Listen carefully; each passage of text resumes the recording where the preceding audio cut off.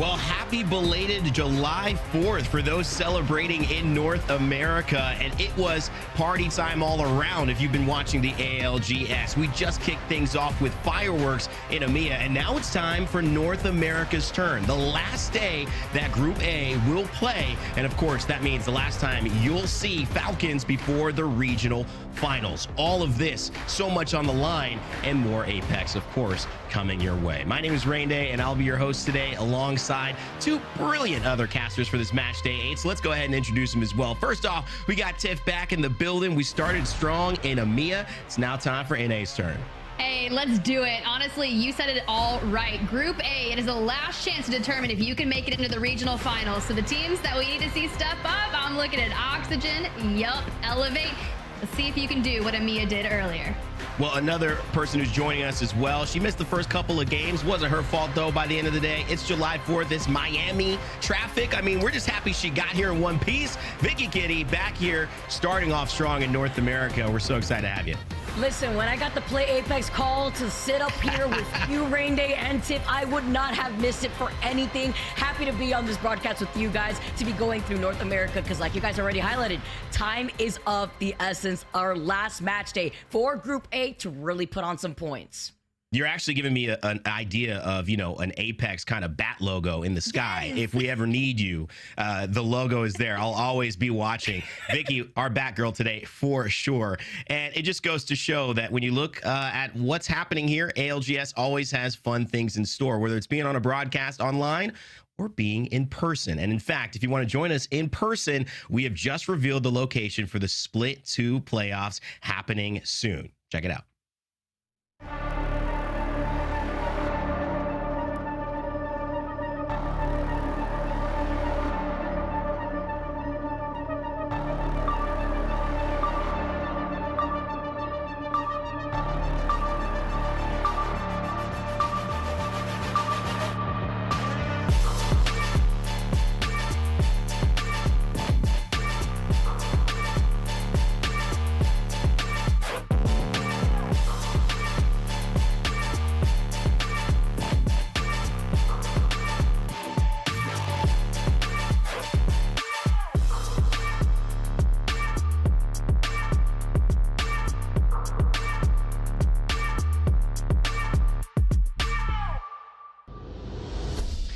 Mannheim, Germany is the place to be. Coming up later in August into September, we will be there live with our Split 2 playoffs, and you do not want to miss it. To keep an eye on tickets, which will go on sale soon, make sure you're following our socials at Play Apex Esports on X, twitch.tv/PlayApex for the broadcast here, and over on YouTube at Play Apex Esports as well. Just bringing it back into it, LAN is always fun. Tiff, it's a special thing to be able to gather as a community together. You really don't want to miss those opportunities if you have the ability to go. Exactly. And I was kind of talking about it earlier on the EMEA broadcast. It's so nice to be going back to Europe, to be so easily accessible from a lot of the players and fans that are going to be in that area. I know we're going to bring someone in at the halftime that has a pretty close proximity. So it's nice to see that and give people the chance to get in the building and experience a LAN firsthand. Certainly true. And one of the things that, you know, leading into this is when we talk about the story of the ALGS, sure, it's match day 8, last day for Group A. We have these small themes, then we have big themes. And really the LAN is where these big themes happen. Who won? The Dark Zero versus TSM, the comebacks, and now this new phase in year 4, which is the new kings on the block. Well, something very interesting happened about that new king. Our LAN winner, Reject Winity, had some very interesting tweets this week that kind of shocked us all. Let me paraphrase what went down. They announced that after winning their Split 1 LAN, shocking the world and forcing this super team, which we'll see soon, Falcons, to get together to try to tackle them, that Obli and Sang Jun from that team would now go to Crazy Raccoon. They added a new third from Crazy Raccoon, and so while you might be surprised that that would happen after a win, it did. Now Crazy Raccoon still in contention. They swapped Dogma and Junghee over to Reject Winity, but Crazy Raccoon and APAC North, they were getting ready for their regional finals, which happened last night. It went to an insane 16 games, but what's even more interesting is Crazy Raccoon was not guaranteed a spot in the LAN unless they did well. Well, Tiff, let's break down how that final circle went, because ultimately it would change the expectations for Split 2?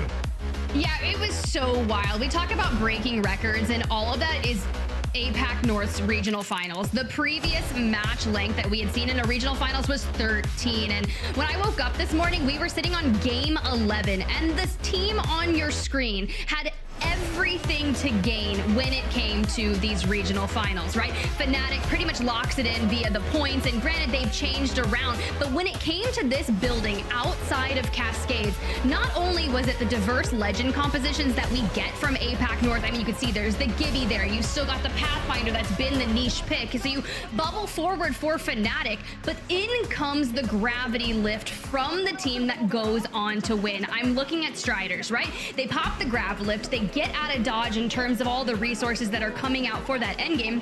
They drop down, they clean up Funny Loco, and with this win that Striders gets, being on match point eligibility, they evict Crazy Raccoon out of the top 9. They will not be going on. Obli and Songjun do not go to Split 2 playoffs to defend their LAN championship, which is quite possibly one of the biggest heartbreaks I've seen in a minute.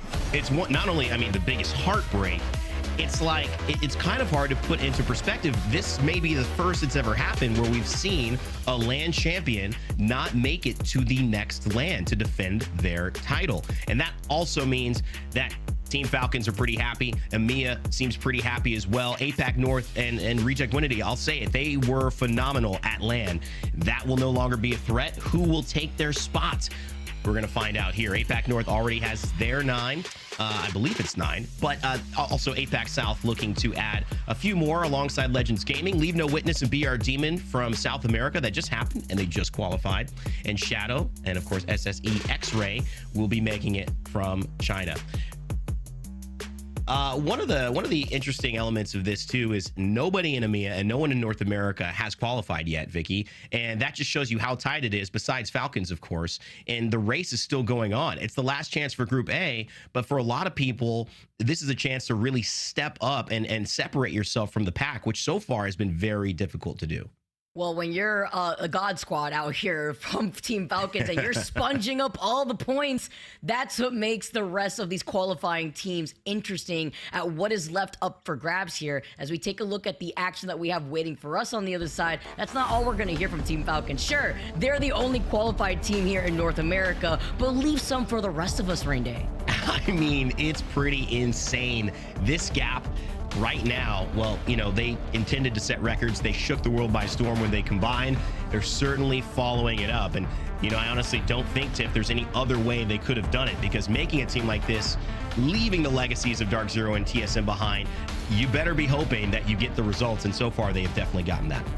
Yeah, that's exactly what I say. I remember, I think my last time on the broadcast was like match day number 2, and I was like, well, thank God they are out here performing as the super team, because it would be kind of embarrassing if they fell apart, I'm not gonna lie. But as you jump down to maybe like back half of this, from the 11th to 20th place, it's those teams on the fringe that are in Group A that I'm most worried about, that I shouted out, and I was like, we need to make sure that you do everything you can to get into that regional final. Teams like Oxygen Esports, Elevate, and even Yup, who are just on the outskirts of the top 20, Vicky, it is do or die for them today. It's so scary to consider the other half, the last 10 teams in this overall standings, especially after a performance that we saw from Yup the other Pro League day that we had for North America. Now they are one of the teams sitting on the cusp with 38 points, neighboring that of Elevate. Right behind them, Temper with 34 points here, but it is so tight, because even looking all the way down to Most Hated, right? Let's say they have an insane pop-off day. Can you imagine how this is going to shake up the overall standings for the day? So interesting to look at. You've got a little bit of the tone set. You've got the stakes. Now let's zero in on the teams who will be playing today. Group A, it's their last shot as well. Obviously, some big names there, including Falcons, but also some CC love. We'll have to be giving that out a little bit. And Group C, obviously they play tomorrow as well, so they've got a little more wiggle room. But, you know, Liquid Alienware teams that we look at as contenders for LANs, obviously going to want to continue working and getting the job done there. Of course, when it comes to getting to a LAN, we see the magic number. Tiff, it's usually about 80 something. I think we got exact numbers on this one as well. And it's also important for teams who can't qualify for LAN just to try to see if they can get in that regional final and have a chance to win match point. Yeah, it was 84.7 over in EMEA, and it's probably sitting closer somewhere to 82 here in North America. For Split 2 playoffs last year, it was 82 points. That was the threshold that basically said Meat was on the outside looking in. For Split 1 playoffs this year, it was right at 80 points. For 12th place, to be the cutoff, XSET was the one looking from the outside in 13th place. So you never want to be the one that is literally almost there, because we need to find who our teams are that are going to be heading on to Germany for Group A. Like we've said, it's your last chance. Group B, well, you know, that's going to be tomorrow. And don't let it come down to the regional finals. Anything can happen there, and it's scary. One of the people who are so, one of the people in this industry of ours, our esports industry, that maybe sometimes gets overlooked are these tournament organizers, right? And Oversight Esports, they gave me an opportunity to compete in actually a tournament, and it was insane to see the level of even good pros, just quality pros, get IGL'd by some people like Dropped and Zainu. It was amazing the skill that is out there in the Apex Legends ecosystem. And what's amazing is we keep discovering new teams through the Challenger circuit who make big strides in showcasing to the world that the greatest player, the greatest team might be a team you haven't heard of yet. So let's highlight a couple of our Challenger circuit squads that have done well up until this point and have a fighting chance to make it to LAN.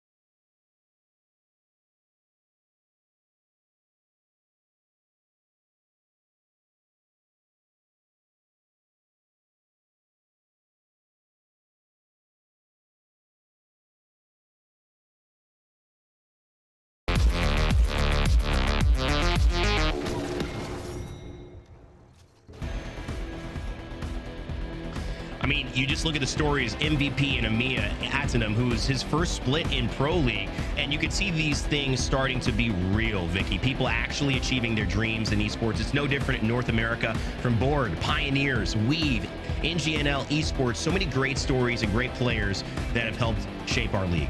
Even with the familiar names that we see from KCP, former tripods on their journey, sitting in 10th overall, coming from the Split 2 qualifiers, all these teams, we've been able to highlight their journey, who have been making their way from Challenger Circuit and then showcasing that new wave of talent coming into the Pro League to match up against the old guard. And it shows to everybody watching at home, if you think you have what it takes to compete against these pros in this lobby, well, show up at the Challenger Circuit. That's the best way to start your journey to be a Pro League player yourself.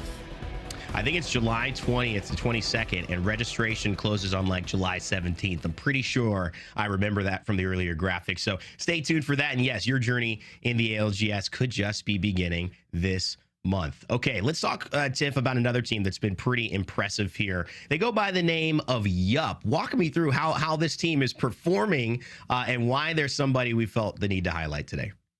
Yeah, I mean, you've got to keep your eyes on, not only because you think about the roster being Prodigy Aces, Dupe, Osivian. This is a really nice trio, but in match day number 7, they came out swinging. Just similar to FA Kids over in EMEA on their prior match day, Yup finally got things moving. Granted, they were so close to the bottom of the leaderboard in terms of North America, but after getting this match day win with 2 wins under their belt for that series, it shot them up into potential qualification into the regional finals, which if they go there, they compete and they do well again, you never know. We could see one of the greatest comebacks in history in terms of the ALGS to get them to Germany. But you just kind of see the way they break things down, and yeah, you're just hip firing the hemlock through the smoke, whatever it is, it's working. 20 eliminations on World's Edge, 8 on Storm Point. So I'm curious to see if we can kind of shore up the differences and be consistent on Storm Point as much as we are on World's Edge.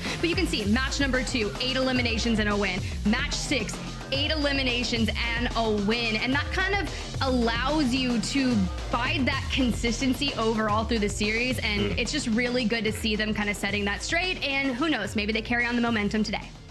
You cannot, forget about Dupe. I mean, obviously that Optic roster that we thought was, going to be able to do some things, almost actually did some things at LAN, but they split up. They've been going their own ways. Dupe kind of had to fight his way back into more of the spotlight. This is a great moment, though, for him. And obviously at LAN, people yelling Dupe. It's kind of like our Cristiano Ronaldo Sue thing. So, we get a little bit of fun when Dupe is around, and we appreciate that for sure. So good luck to them, and good luck to you. If you want to watch their journey, well, here's the thing. You've got the opportunity to, because whether you're watching on our main broadcast, where we'll give you different things like voice comms and more storyline narratives, if you want a more personalized experience, you can go to Face It Watch. This allows you to follow along with specific teams, and I'm sure many of you have done this already, or maybe doing it right now, setting it up so that you can be there for every rotation, every comm, and every big game win. Check out Face It Watch as well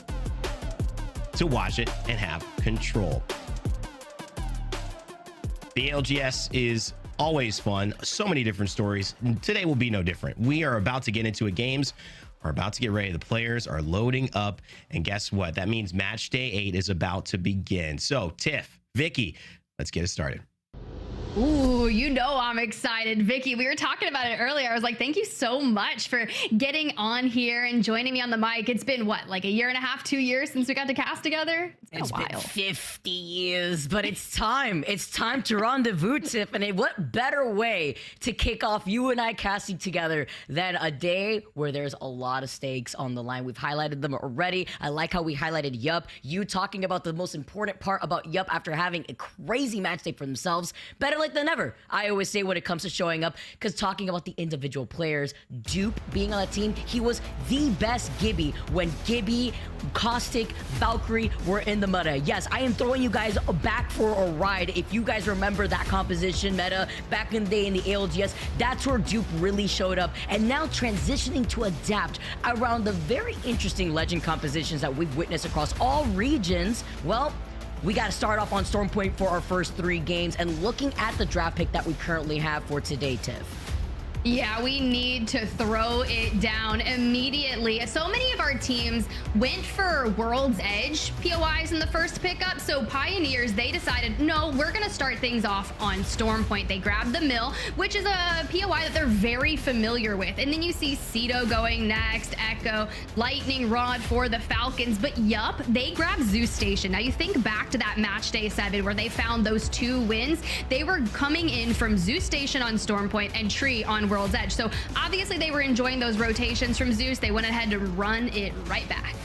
Yeah, and also the fact that you have that big jump tower that's right there too, so that way you could cover a good amount of distance depending on where some of these circle pools have been showing up on Storm Point. And then looking on the other side here for our last squads here, gonna be C9 landing over by Launchpad, Cascade over for Temper, as well as Furia coming over here by the wall. But it's nice to see how some of these teams have opted to prioritize their POI draft pick for Storm Point versus World's Edge, and vice versa, playing into their individual strengths. Yeah, I mean, when I look at Storm Point and I look at the POIs that have had the most wins, there's been 3 just from Devastated Coast, and NRG is going to go ahead and wrap that up as their pick. SSG and Stormcatcher, I don't hate it. We had that Stormcatcher zone earlier today in EMEA, and things got absolutely brutal. So being able to take precedence to a rotate if that zone does make a play here in North America. We also saw Alliance take Trident in EMEA, and they ran into some issues with their rotation, specifically when it went south. So hopefully for DSG, they can kind of get ahead of that, but who knows? We've had such a variance when it comes to Storm Point on the zones today that anything can happen, Vicky. Anything. It's so crazy. You know what? I'm talking about anything. I'm getting word that QZero is out on Disguise for today. So some changes landing over by Trident. We got to see what Disguise is cooking up here too. Jumping into game number 1. We highlighted them earlier on, talking about Yup, and we get to see just as what we witnessed in EMEA, Tiff, the Seer, the Catalyst making its way into the meta in North America. Yeah, I mean, yeah, it's here. It's here. And this is different, right? Because you think about Yup's performance from match day 7, they were actually on Stormpoint running Watson Bang Blood. So this is a massive change up for them. They brought in the catalyst when it came to Stormpoint, and that's dupe, right? So keeping that role the same, it makes sense. But Bang, Seer, we're swapping out the blood for Seer, and it makes sense given all the changes that just dropped. I'm just not used to seeing exhibits everywhere. It's beautiful, though. They're like fireworks of their own here. I guess it's very fitting if we're going to be able to see that more in North America.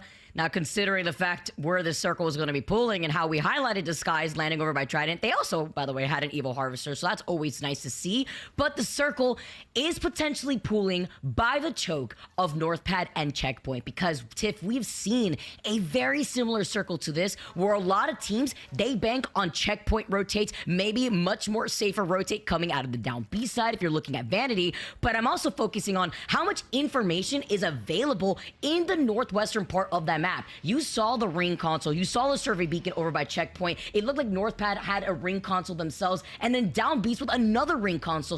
So many teams wanting to get that information are going to be finding themselves rotating maybe on the west side of that circle.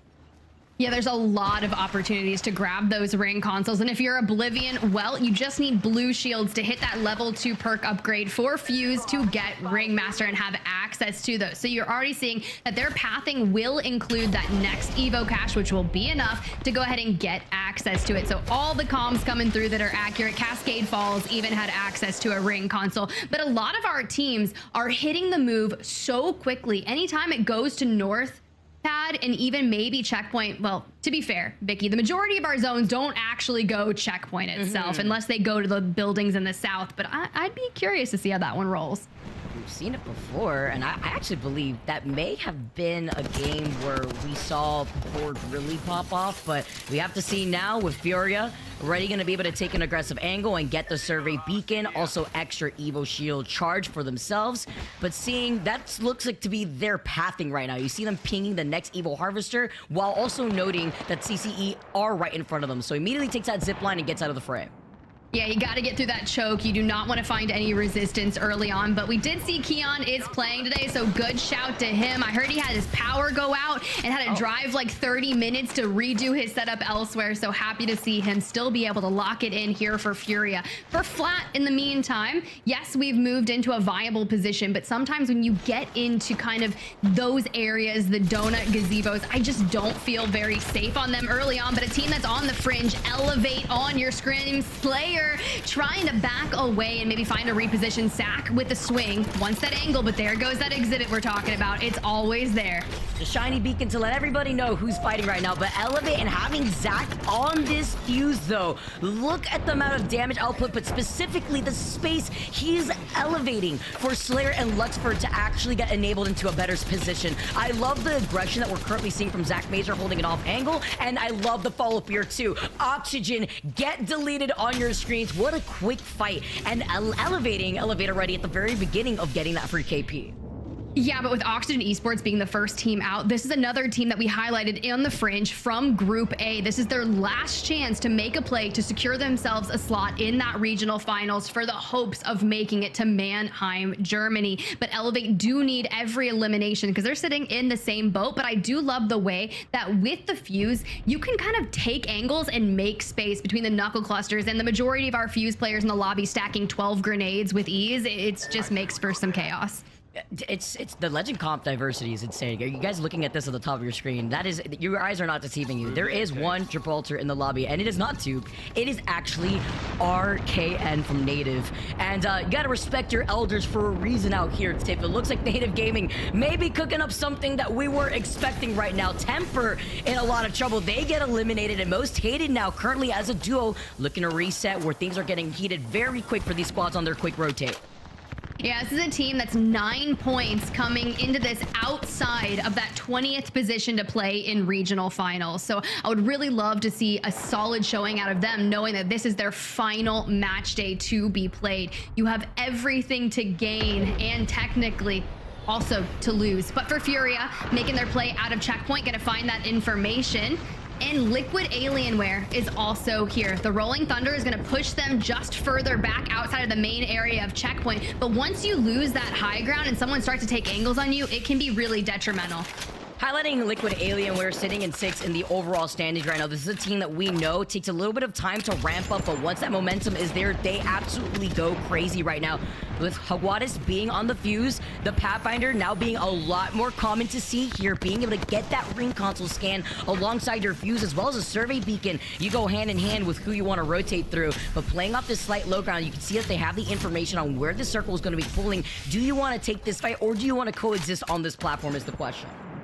This is the last place I want to coexist, low-key. Checkpoint collapses at the end game go absolutely wrong. For the majority of our teams, they're going to be looking to play for that third ring console scan to give them that final information. Do we need to commit to North Pad? Do we commit to checkpoint? The majority of our squads have elected to go to North Pad or rotate in from down Beast, which if you're Kansas City Pioneers, knowing that that's where you start out on Stormpoint, you are living life good. But if I'm Furia, I want to go ahead and hit it. You've secured it off. You've got the bang smoke coming in from Baxon. Let's see where we're headed. Wow, getting the information and the fact that Team Liquid, they're in that next circle. They actually are directly in the middle of the choke between checkpoint into downed Beast. This is gonna be crazy for the teams that are expecting the DBZ buildings over to the north and these buildings right here on the outskirts of North Pad as Weave, Riley literally won, popping that shield bat, losing out on Carter.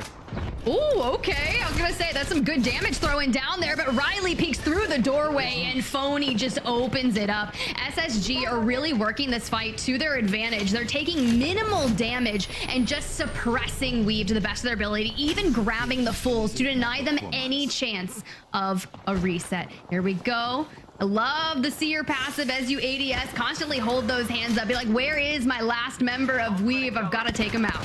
Remember when you could run normal run speed while holding on to that Seer tactical? Sorry, got a PTSD moment. It was crazy. When Seer came out on release, that was one of those nightmare areas where good luck ratting, good luck basically having a humanoid UAV just running through and finding any stragglers behind. Obviously, with those changes and it being seasons ago, years ago, we don't really have that action, but we do have the exhibit really coming in clutch to not only show them where a lot of these individual players are, but also to showcase the space that you could build up from the respective teams in the surrounding area, because the action has not stopped over from the down Beast side, who have heard the action happening over by the buildings where Space Station was, but now we got KCP on the height, C9, sharing this building with what looks to be Vanity on the other side. Yeah, we got 4 different teams here. Pioneers are operating the lower side of Down Beast. You have Oblivion up top. You have Vanity that have that chokehold on the building outskirts of that ring console. Now, I love that Cloud9 did rotate in. They used the Dark Veil to make sure that they had a relatively cut off line of sight from the top of Down Beast, and they have put in themselves in such a solid position now that we know where that zone is inevitably pulling to. Now, Falcons, who've had to make their way all the way from Lightning Rod, will be showing up to Down Beast just a little bit late, but they're sitting triple purple and they've avoided all the checkpoint chaos. Or do they third it?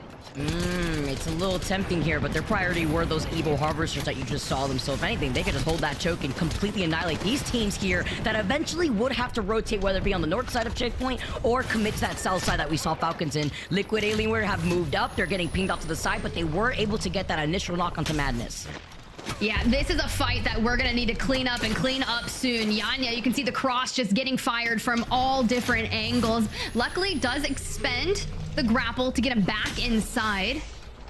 But let's see what angles we can take. This is just a moment of reprieve before we jump back into the things, which honestly, if you did not get the full on Madness, there's a good chance that they're going to set a regain. But using the supply bin as a head peek, okay, you love to see it. Get crazy with Pathfinder. Man, I do love some path craziness. Oh yeah, I know Onse absolutely thriving out here. He never gave up on Pathy, by the way. He was always a believer out here. With these changes and the perks really coming through, I mean, mid-season changes even better, allowing the reset. And it looks like the reset from Team Liquid for allowing them to get on top of this building with some crazy rotates. They're trying to hold an off angle because they know they have to make their next move quick.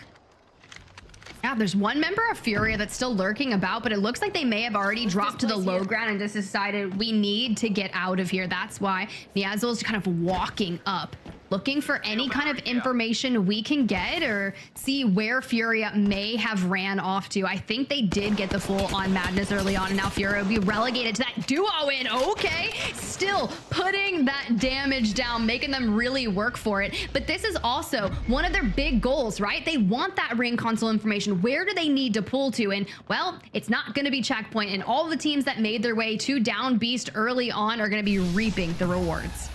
Oh, they called it out so quick there too. And that goes hand in hand with the benefits of having a ring console on your rotate here. And the squads that were able to get that information already settled down in Down Beast. You have 4 teams, and a lot of the space to the south of Down Beast are very open, minus the hilltop that you could try to play around the LOS. But it's inevitable when you have so many other squads waiting to play on the edge of the circle to collapse.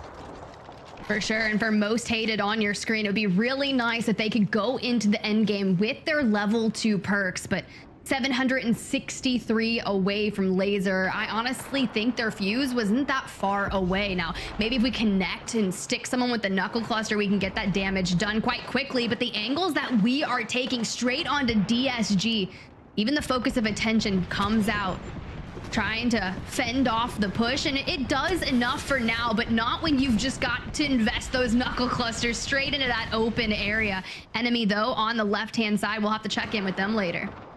And it's also nice to highlight how teams like KCP benefiting off the high ground of Down Beast because they land over by middle, so an easy rotate. Vanity, who do land Down Beast, stuck inside of a building on that low ground, avoiding all the chaos that these other squads like Energy have to now navigate through when it comes to what their next plan is going to be. Having that seer as well as the fuse that we've been constantly seeing, the Bangalore from Nox before making that next call if they want to hold this choke, while noting that both Falcons and Stallions closer to the Evil Harvester to their south are also looking at them, except Energy at least are in that circle to try to gatekeep and help out Falcons deal with Stallions. Justice for any team on the south side of Checkpoint right now. Team Falcons have taken control of that choke point. We know what rotations look like when you have to get through that choke to Down Beast, because everyone from Down Beast looks at you. And what Team Falcons are about to do is they are going to look to full send any of these teams trying. And the thing is, if a fight breaks out down there, it's going to be multiple squads going down, not just that isolated fight that we talk about. But for Yup, who had such a strong showing in match day number 7, they have found themselves on the outskirts of that choke and must fend off. We've already invested the exhibit. It's giving you information, but when you're being bombarded by everything, I'm talking the 12 plus nades that fuses have just lined up ready to go, it doesn't matter. You get eviscerated and Native joins them. What? That was insane. That was a knuckle cluster, fuse ult, Bangalore ult from another team. Then you currently saw like RKN's bombardment on the Gibby coming in here too. It is actually chaos right now from the squads fighting their way from the north side. Furia, disguised CCE, now looking at Falcons, now looking to get involved versus Energy, as Stallions have wrapped up on the other side of Energy and have now pinched them instead.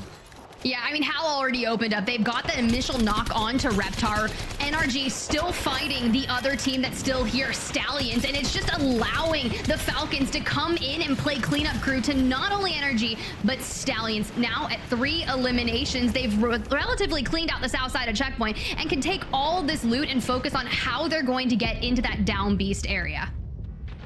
And now you're worried about the squads that are still hanging out in Checkpoint, maybe hugging that ring console for any sort of safety. Who knows? Maybe with an evac tower can make some magic happen.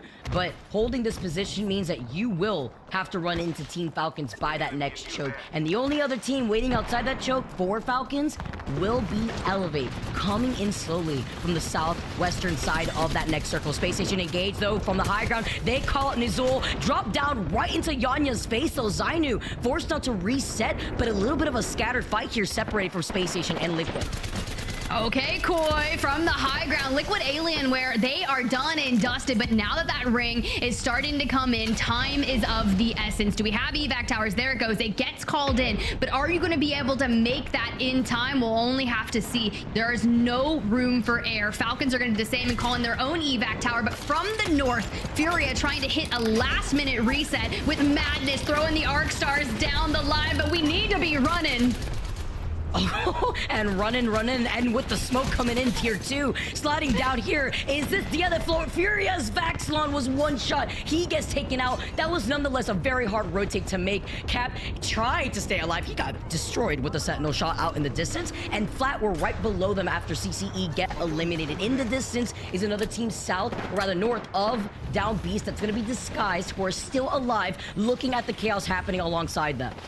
And we knew this was going to happen. You see Elevate has already moved into looking to play from Cloud9, but gets rejected from them. And now we'll be able to kind of try and stabilize here. You've got Chaotic. I would love to see some of these doors get reinforced, but Chaotic's got to focus on staying alive because, well, all of this fighting allowed the Falcons a free rotate into Down Beast. And here comes Hal on the Fuse, man. I was watching this guy scrim on Fuse, and this, when I say 12 nades in that inventory, we don't need syringes, we just need nades.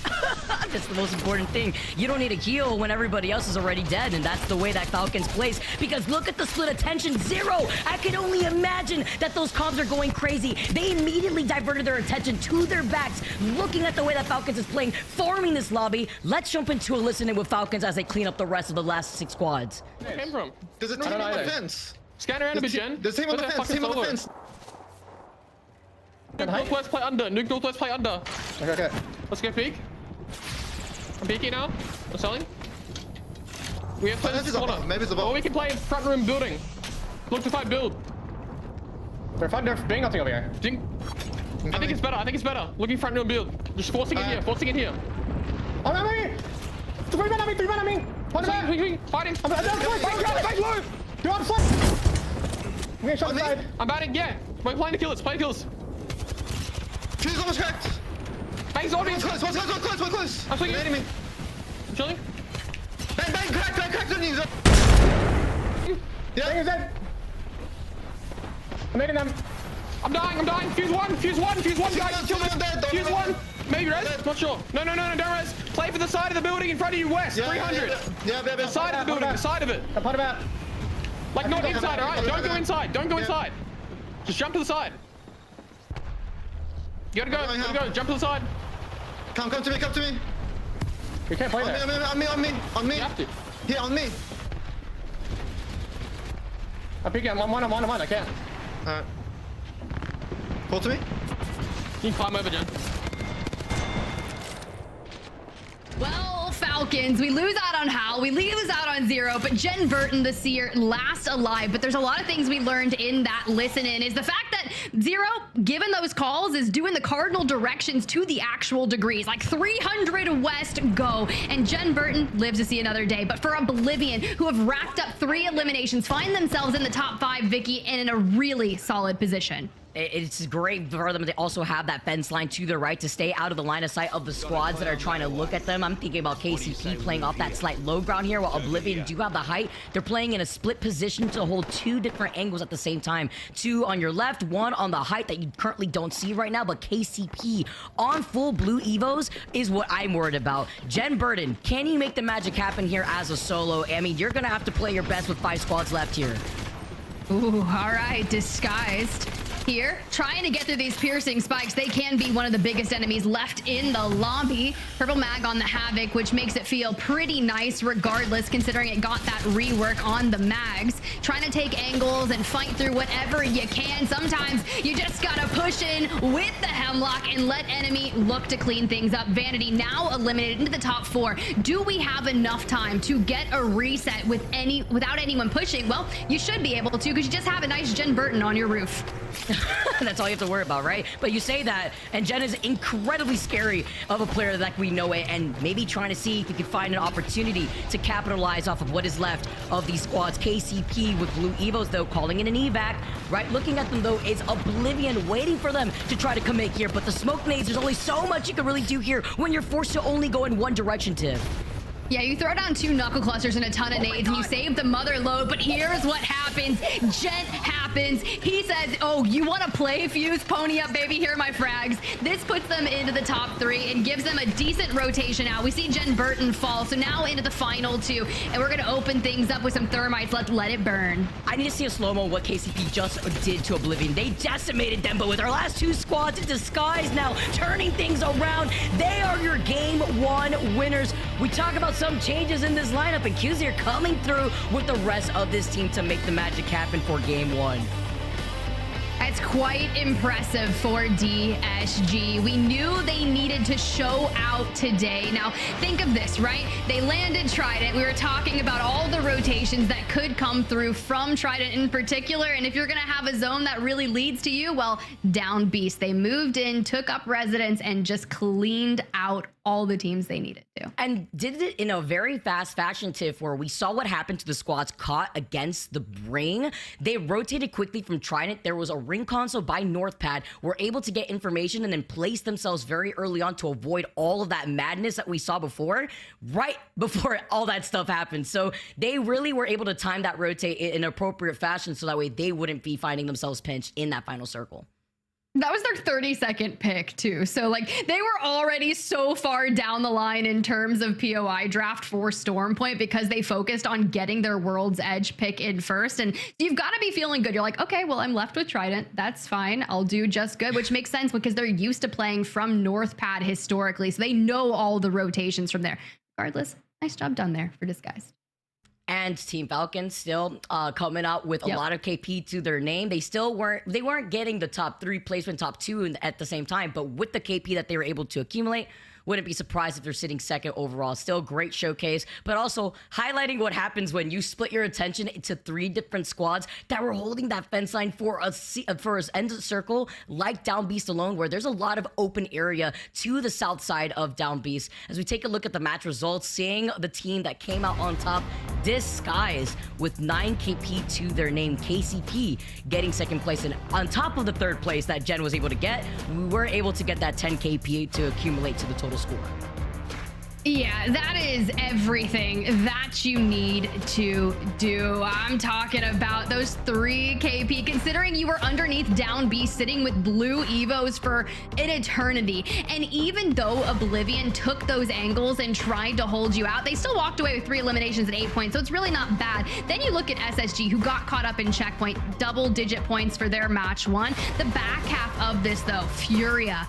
They grabbed 5 eliminations, but they really ran out of time and got held at checkpoint, forced out south, and only walked away with 6 points. But for match day 7, that was so strong for Yup. Didn't really have the best start here in match 1, which is okay because the majority of their points come from World's Edge. I would just love to see them step up.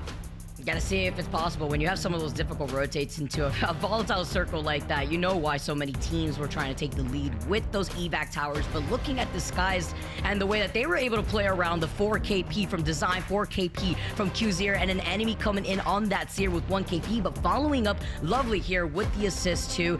Even with this 9 KP though, you know, getting that dub on top of it all is gonna allow them to at least settle themselves in a comfy position within Stormpoint, Tiff. Ooh, yeah, that's right though. Stormpoint not done. We are just getting things kicked off for North America. We're gonna cut to a quick break, and when we come back, match number 2.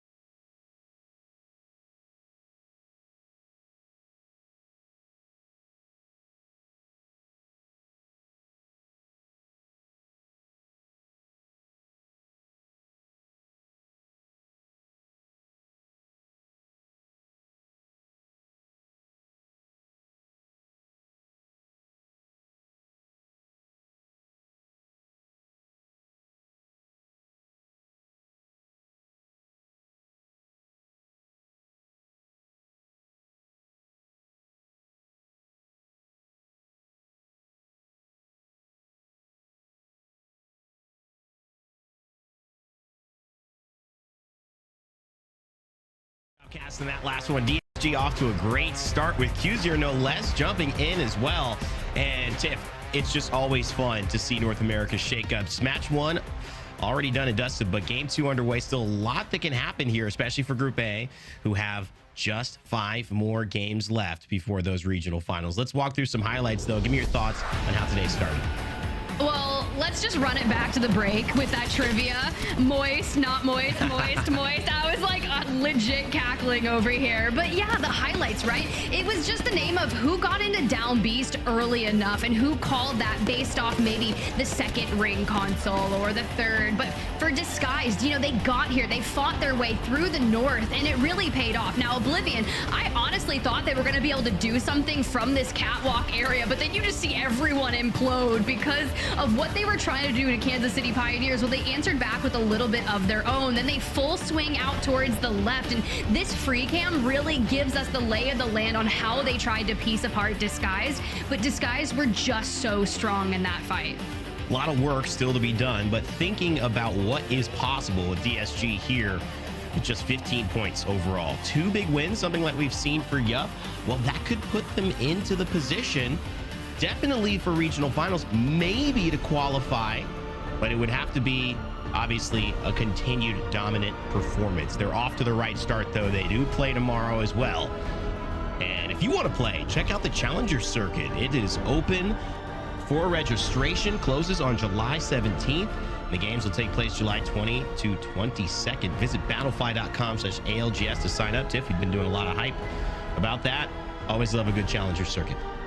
I do. I used to cash Challenger Circuit back in the day. Me, Dia, Zephyr. We saw a lot of names coming from there. And you just see, you get a lot of roster changes where people try to just figure out kind of what their trio is going to be. And the journey really just begins there. And trying to make a name for yourself. We've seen a lot of heavy hitting teams actually stem from Challenger Circuit. Now you've got Tripods who show up. They get signed by Kansas City Pioneers and just kick off this entire journey. And it's been really cool to see.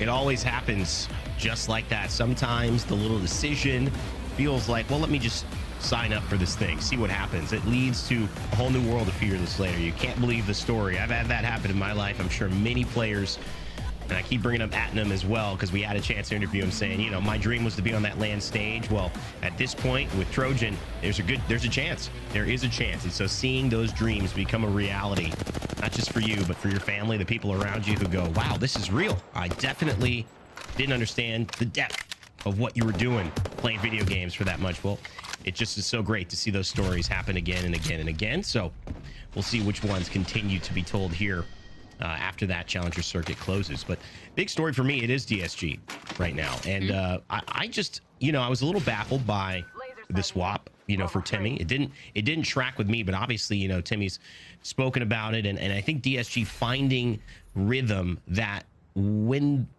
they were playing at their best looked like a team, Tiff, that really was starting to join that upper echelon of all of Apex. You know, one of the 4 or 5 names we're mentioning as to who could win this thing. It's now a new start. It's hopefully a fresh start for Enemy and Design, and still a team that I think has a lot of fans and a great org in support for them as they move forward. No, I mean, I think those are all really good shouts, right? You think back historically, I've been keeping tabs on Enemy for a really long time now. I mean, he played on Atlanta Premier alongside Hill and Crook. Crook's still in it today as well, just on a different team. And it's cool to see them all kind of go their separate paths. But Enemy has really done a heck of a lot to make a name for himself, that historic run that they had on that prior roster. And now it's kind of like, yeah, you may feel like this is a step back for the time being, but it could only be one step back and then maybe multiple steps forward kind of a situation. And that's really what I want for them. And that's so much a part of this, the dynamic around team compositions. I know I jokingly said that I had an opportunity to do a tournament last week, but the truth is, one of the things you notice in those environments, and, you know, while I was there and it was quads, you know, we did have a pro IGLS every time. One of the things I noticed the most was how important to keep the good energy flowing it was for a team to not you lose suddenly. It's silent. You don't know what to say. You might feel responsible. That was maybe my case. A player might feel like I don't want to say it, but I'm getting a little frustrated. How you navigate those things sometimes is more important than the level of skill that you have on your team. And that could have been also with DSG a chance to say, well, now let's create a new environment here. Maybe the tone, maybe the way that we work together, it's going to work out a little bit more here. And so you got to hope that hopefully one of those things ends up moving forward in the right direction for them. Yeah, you love all that for Flat. You've got them on your screen right now, and we did get a look at where that circle was inevitably pulling to, right? We had down Beast right off the rip in match number 1, and well, we shore up over the majority of Checkpoint and now have found multiple teams calling Checkpoint home. The only issue I have with this zone is if you remember historically, we had something very similar and it pulled to Grav Cannon outside of Cedo. And I would hate for something like that to happen here. Sometimes these early picks as well can be so difficult. A lot of teams will hedge their bets and just sit somewhere close enough to either location. Some teams, though, they'll go all in and try to hold it down. Speaking of SSG, a team that to me has stood out the most this season, especially being in a group with Falcons, just been phenomenal. Zainu, Koiful, and Phony. And it's not just that experience, but also youth. They have a lot of upside on this team. SSG taking their rotation in now, going to grab this Evo cash on the way. As they know where zone is, they're trying to take a northern route to it. But a lot of talent here in North America, and this is kind of the way it's been. You know, we were surprised when we did not see a North American win at LAN. Tiff, I'm sure North America is eager to get back up on that stage and hoist that trophy in Germany. Well, now if you don't have the reigning LAN champs from Split 1 playoffs coming to defend their title, it really opens the door to see who can stand up and claim that championship. But for Disguise to open things up with a match 1 win, it would be really cool and very on brand of them to make a last minute showing to a LAN event. So if they could find themselves based off today and tomorrow into the regional finals, we've seen them clutch up match point. Granted, that was alongside Timmy as well, but the new roster has a very capable issue of doing it. They've got that next ring information. We've got tridents for rotation, and I'm really curious to see where they want to play. And it looks like they want to anchor off here in the choke point. Now, that's great and all, but when you've got native maybe looking to hit a rotate on in, they've probably already decided them. RKN, Snipe Down, and Rambo. I heard RKN on a Gibraltar as well. I mean, we saw that earlier in APAC North. It's just amazing, the diversity again, and what a shout out. You guys mentioned it. It's worth just saying probably the most diverse we've seen these last few weeks in the ALGS. And I feel like we keep saying that as well. So big shout outs to the design team and everyone who's helping keep things interesting. Liquid Alienware, Yanya, Niazul, and Jaguar sitting up on top. Great spot for KP. Very, very powerful position. They've got the Pathfinder as well to get up there nice and early in the fuse. So it's going to be a difficult one if you try to pass through there. They're holding that southern west side right by Mill. Very, very comfortably. It's kind of interesting because every Fuse player I've been looking at when it comes to their level 3 perks, right? As soon as you get purple shields, do you knock in the Knuckle Hustler or Reckless? Now, especially when you have so many Fuses in the lobby, and we've already talked about how much they love nade spamming, Reckless gives you that negative 50% on the explosive damage, which I thought would be a lot more viable. But we've been seeing other people, it's kind of like split, right? Locking in the Knuckle Hustler, which gives you the speed boost. And the reason I'm saying that is because that's what Jaguar is locked in. So if we hit someone with that Knuckle, we get that speed boost, and it just seems like he wants to like throw it down and get into fights, and I'm ready to see it.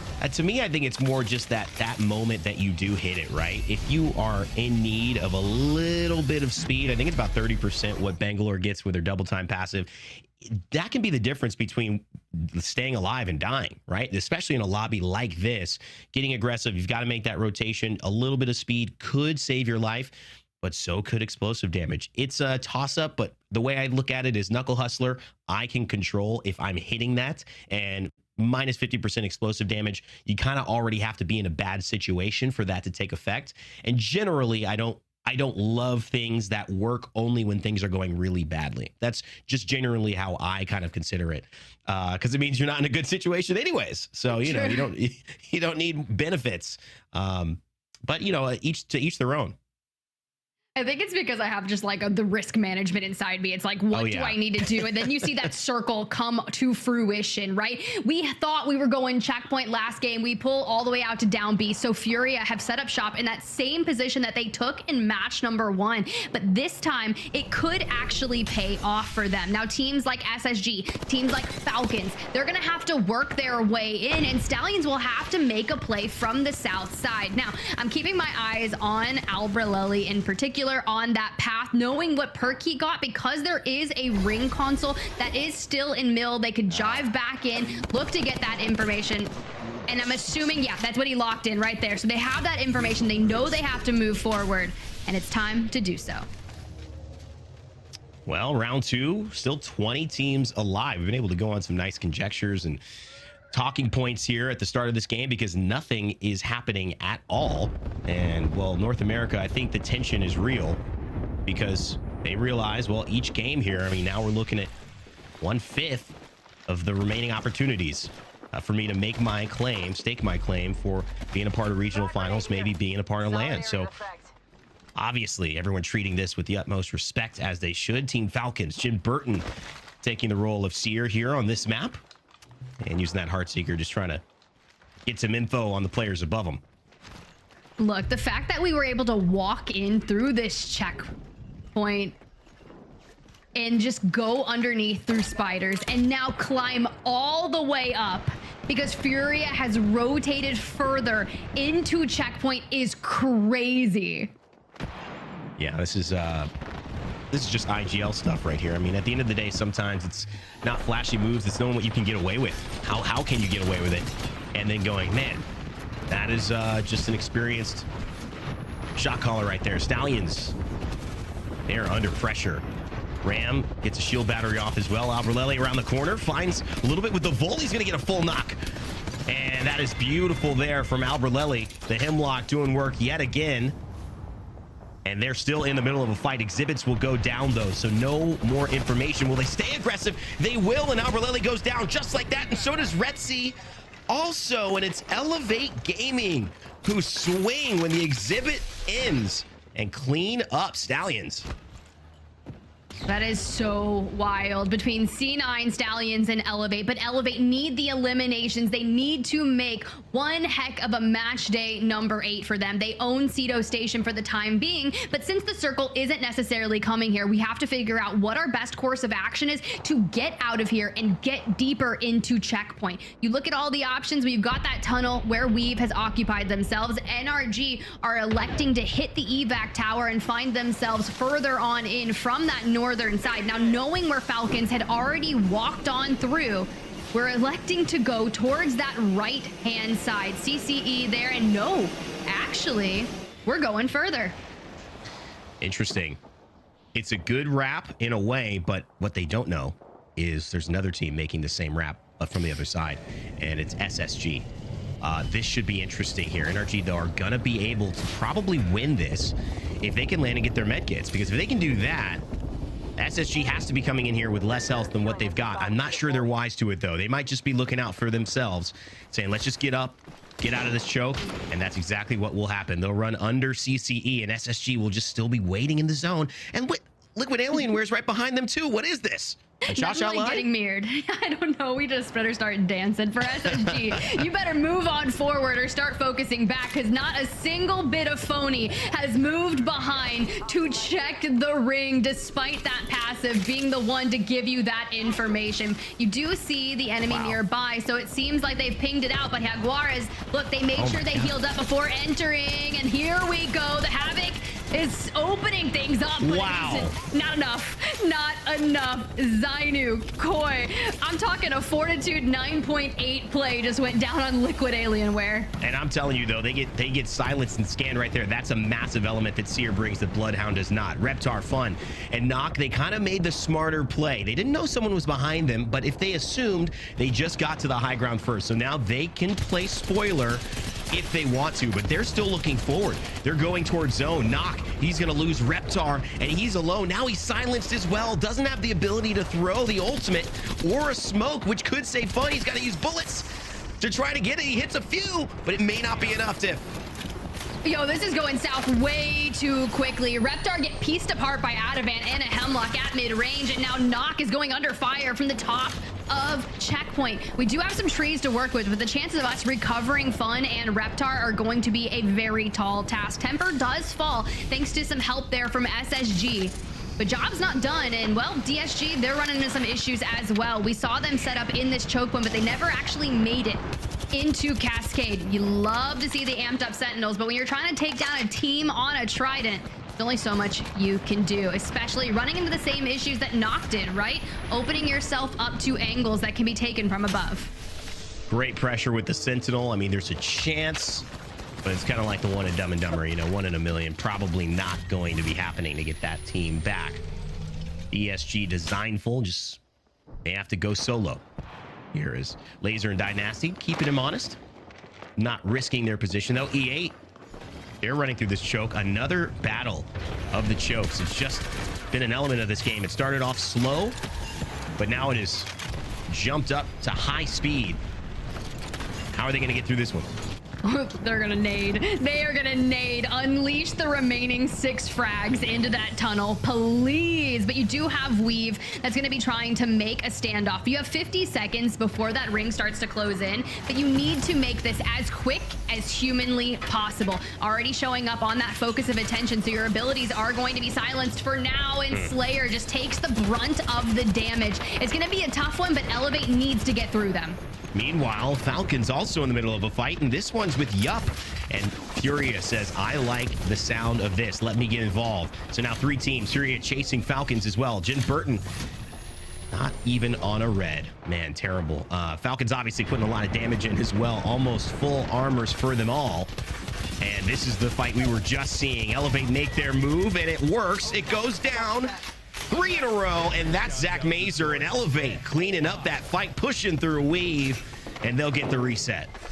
Those are the only kind of Mazer moments I thoroughly enjoy, when Mazer can clutch up for the squad. That is the new era. We saw that trajectory go through Elevate, coming through some roster changes, playing with this team throughout Split 2, and I need to see them in regional finals. We've got to get off the bubble. However, yes, we win the battle of the tunnel, but it's a real war that we've got to get through. Oblivion, we've already thrown down the mother load, trying to just isolate off that, but the Dark Veil comes through and kind of cuts off their line of sight for a moment. Wall?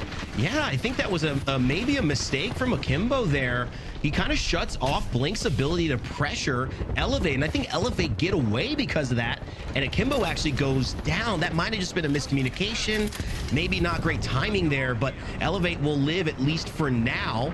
DSG will fall as well, and Blink's still alive. He's lost 2. In the zone, he gets that med kit off, but it would have hurt. And now Elevate will make it in safely, and Blink under pressure. Yeah, I think that was 100% a misplay, so good shouts there. But Elevate Gaming, they do get the energized zipline rotation before the Falcons essentially cut them down. And here goes Zero. He sights out Blink, and he's like, all right, well, we're just going to clear out the entire south side. Well, maybe we'll keep rotating out, right? Flat, they've got the next building just to our west. So we send out Zero. We send out Hal in a little 2v3 situation with Jen kind of anchoring from behind.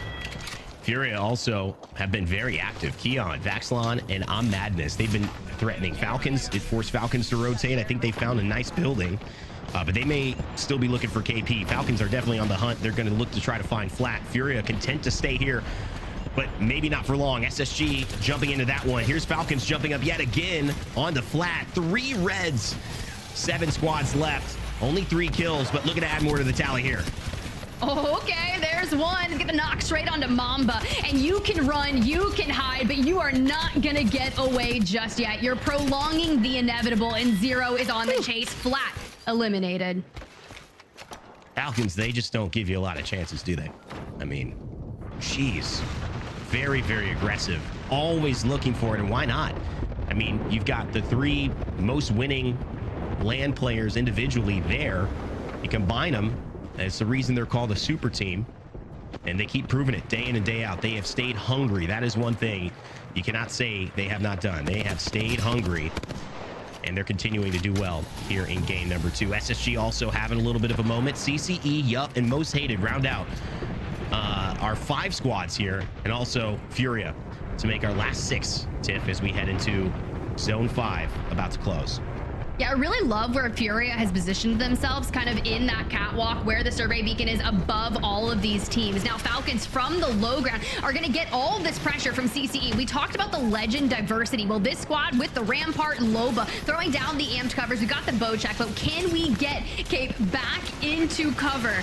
We have to do what we can, and we're trying to connect those, but not with the knuckle clusters coming in from Hal. It is making things a little difficult to deal with. CCE, Trev Stacks, he has been a man of loyalty. Rampart, every single game, whether it's in content creator tournaments, whether it's in the challenger circuit, or whether it is in the ALGS. Rampart again makes another top 5, and it's courtesy of that man and that squad right there. Can they get the win? However, that's the question. Furia on the high ground.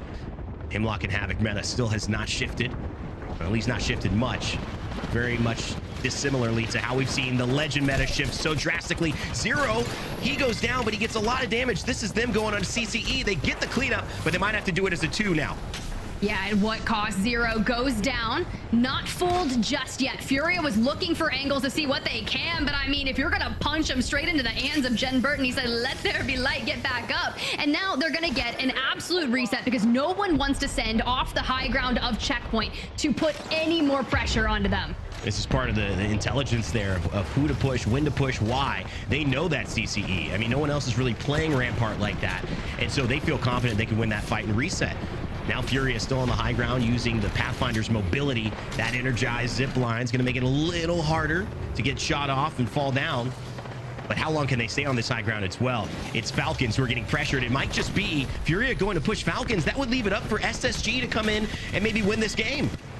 All right, SSG, let's see what you can do. Keon grabs that knock onto Hal and immediately jumps towards the other side. It's only a matter of time before they fully send. They're just trying to acquire enough knocks on either side. This is where teams really start watching that kill feed to see just how many have gone the way. But if we're sitting at 6 eliminations, this could be massive. And why not grab a survey beacon scan towards the end of the game to see where everyone is accurately at?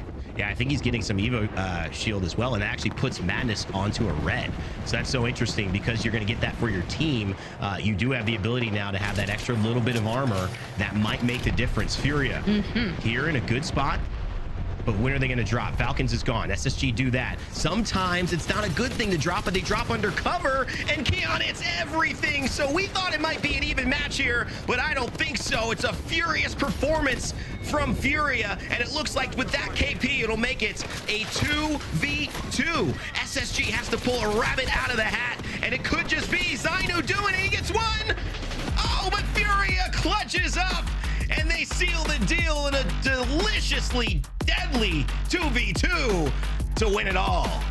That is exactly what they wanted that match number 1 to look like when they moved into checkpoint. The moment that zone pulls to down beast, we're like, okay, it's fine. This is potentially chalked, but at least we double down for match number 2 when the zone actually ends in checkpoint and we convert it to the dub. Honestly, based off what I saw on the timeline from Keon earlier when he was saying how the power went out, how we had to move setups, getting a match win right after that is got to feel so good. Maybe a little bit of calm in the storm of the chaotic things that come through IRL for ALGS. Sometimes when you're competing too, it helps to have stuff. You never want to set it up this way, but when your mind is focused on all these other things and you don't even have time to think too much about the game, you just go in there and you're very focused. You're very streamlined because you haven't been able to mentally worry about stuff. You haven't been able to overdo. You know, sometimes you can overstudy for something. And I think when you just go in and you're in a right mental state, yes, things are happening in real life, but like, hey, I have no control. I got to just play. It can help relax you. And so whether that's really the case, whether I'm just talking it up, either way, Furia get the results that they're looking for, no matter what setup they're playing on. And that's a dub in game number 2. Yeah, love to see that. 9 eliminations. And then you move on down. SSG, who started on the low ground and had Falcons on that opposing side, they all walk away with decent points. A 17-point game for SSG, 16 for Team Falcons. But because we have the majority of the eliminations in the top 3, it doesn't leave a lot for our other squads. Most hated in CCE, yes, they're going to round out the top 5, but the most elims outside of that are going to be flat in native gaming. And then you jump all the way down here. elevate gaming with 8. This could have been the game that they were waiting for, fighting their way through the tunnel, but could get out of there. That was tough. That was tough to see. A lot of little moments that didn't go their way, but they did well to get there. They took down Weave in a tough spot. They got taken down by Falcons as well. Blink tried to kind of gatekeep them too. It was difficult. But let's focus on the teams who kind of had a plan. Furia really had a plan this one. This was great work to be in a position where they didn't have to do much except drop down and hit some shots. And Keon, well, he definitely did that. Top damage leader overall, at least in this top 3 and on his team. SSG, Zainu almost popped off. I thought maybe he was going to do it. And of course, Falcons rounding it out. This will be your top 3 in the reverse order almost for 2 games gone, with DSG and Flat rounding out our top 5, Tiff. That's pretty solid, right? Falcons haven't won a game, but have been finding enough eliminations and consistency to put themselves at the top of the leaderboard by 6 points. Fury and SSG tied, and Disguise did have that match 1 win, and it's kind of holding them throughout it. But who's gonna know? I mean, it's literally only 2 matches done. Only 2 matches done, 4 more to go. The Group A versus C showdown continues with Game 3 right after the break.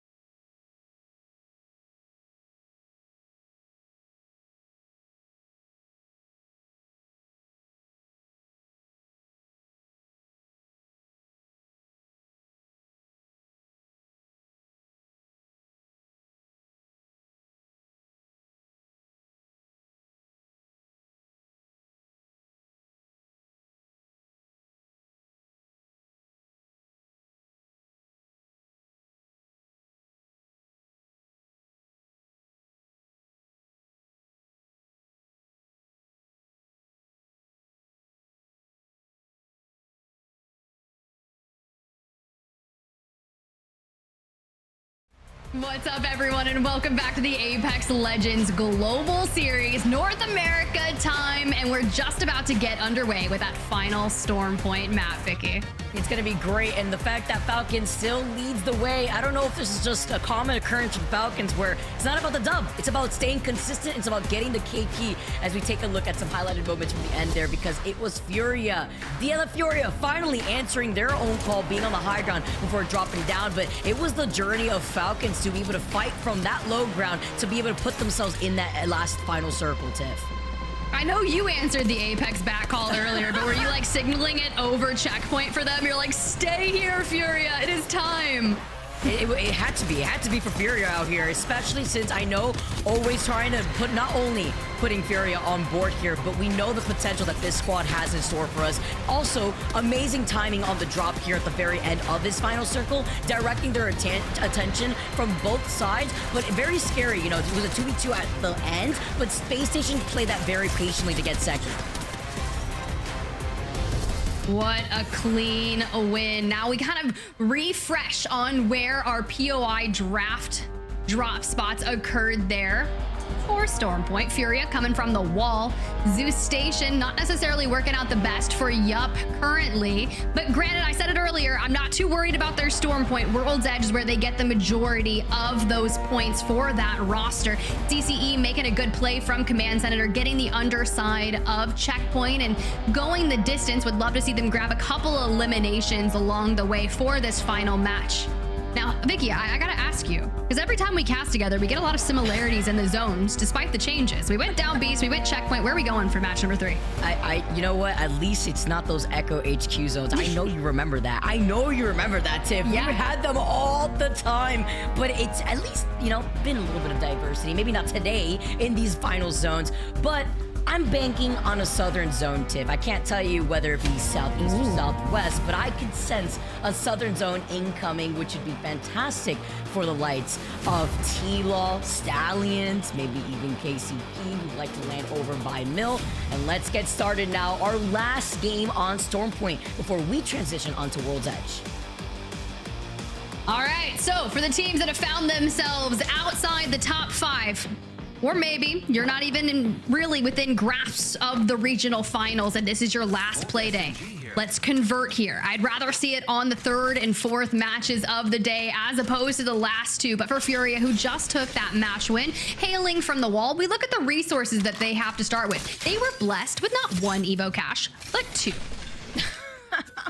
All right, benefiting not only off of that, and we know that since they do like to split up where one member of Furia always usually tries to scan the survey beacon into those southern buildings, that neighbor's wall, now they have a ring console. So you got the Evo Harvesters on both sides, you got the ring console, a survey beacon. Talk about getting boosted with those Evo shields early game to start off Furia's rotation.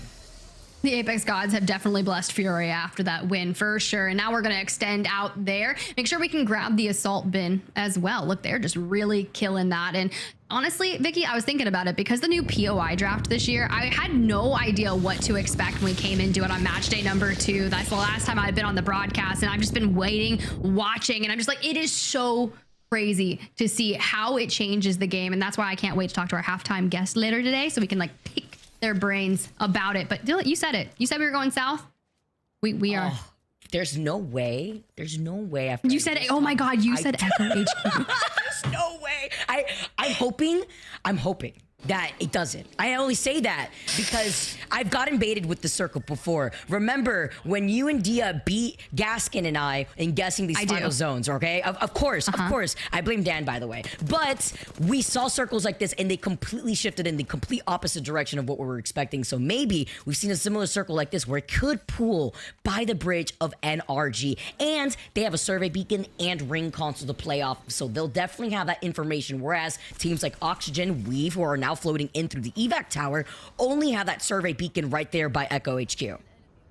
So that's where you wanted to go. Bridge by NRG. All right, she's locked in her choices. Dan can't ruin things for her now. Like, you can't blame Dan after this one. But no, I think that's a pretty solid call. We saw Pylon earlier in EMEA, but when we saw Pylon, it was because the large majority of Pylon was included, and it didn't actually convert all the way down to necessarily Echo and Devastated Coast being inclusive of it. Now, NRG has decided to move a bit further south based off their initial reaction more towards Echo HQ, and CCE on your screen have taken a very wide rotation out through Devastated Coast.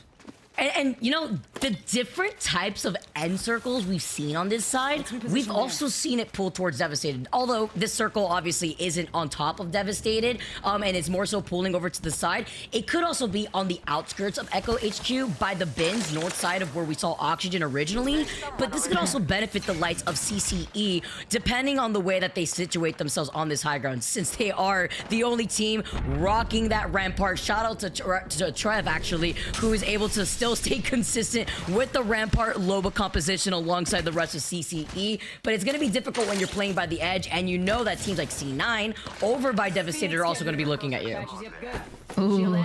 You're not wrong. But for SSG, who's found themselves in a really nice position for the day on that series results, be curious to see what they decide to do here. But the Battle of the North is currently going down. Hal all the way out on that eastern side of this fight with Furia just ahead of them. Now they've rotated out from the wall and are still meeting here at Zeus because of the information that Zeus has here. You've got a replicator, you've got a ring console, you've got a lot of things that are viable to teams this early on. Now, maybe they were looking to hit that, or maybe they saw Falcons and they were like, all right, cool. No one else is going to be up here in the north. Maybe we take some bites and see if we can grab that. But honestly, what Furia is doing, disengaging from that, diving down in the tunnels and focusing on that long rotation south, is pretty much the best bet for them.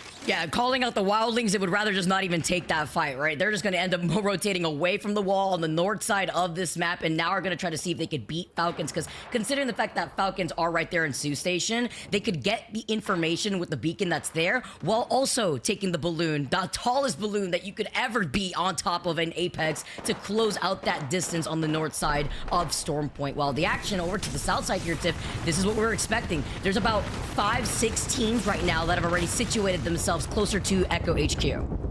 Yeah, you got Vanity right here with the Trident playing along the rocks, and they tried to make that rotation into Echo, and they ran into a force that's going to be Elevate Gaming. We know how crazy Elevate likes to play in this early rounds, right? They're known for picking up multiple eliminations, and honestly, this one's going to go to KCP because Jet has just decided to absolutely destroy them with the knuckle clusters and the onslaught of the arc stars that are coming through. You know what? Why not even bestow the mother load upon them? They're forced to expend the Dark Veil and try to cover those line of sights, but what occurs is that hungriness that Elevate has for KP. They swing knowing that they're vulnerable and just clean it on up. And they know that there's another team on the other side that was helping them, which was KCP, closer to the evac tower side of Coastal. While now, through a choke, Flat find themselves in a fight here, looking at the teams that may be coming through Jurassic. It was Stallions that were looking to take some shots at them before they've ended up rotating away on a Trident. And while Flat are also looking to see if they could get into Pylon, it is only Space Station Gaming that are in the middle of Pylon that are camping that beacon. Oof, so we're gonna just like be like, nah, I'm not going. All right, Flat hitting the long rotation to wrap around maybe towards that launch pad side.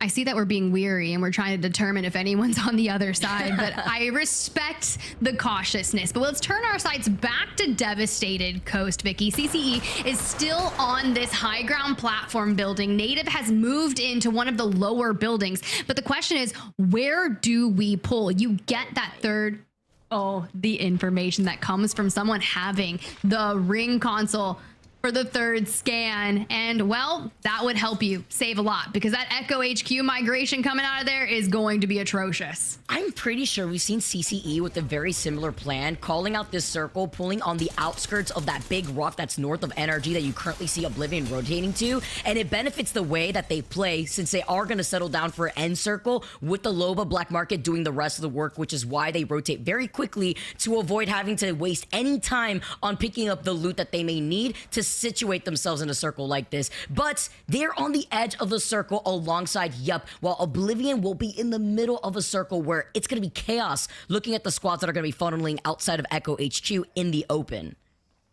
Very interesting. You got an evac dead center of HQ.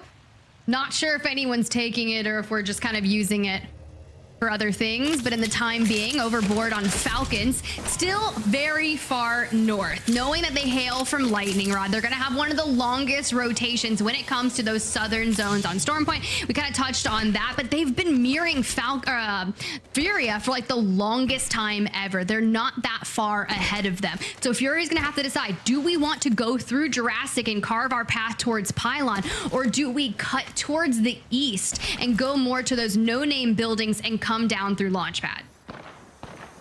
Lots of opportunities here from that northern rotate because there is no other squad, right, in that northern side other than Furia and then Flat holding the edge of the circle here. So they'll be able to take their time and maybe even prioritize some Evil Harvesters or a ring console if they want some extra information before these next 10 seconds allows that next ring to close.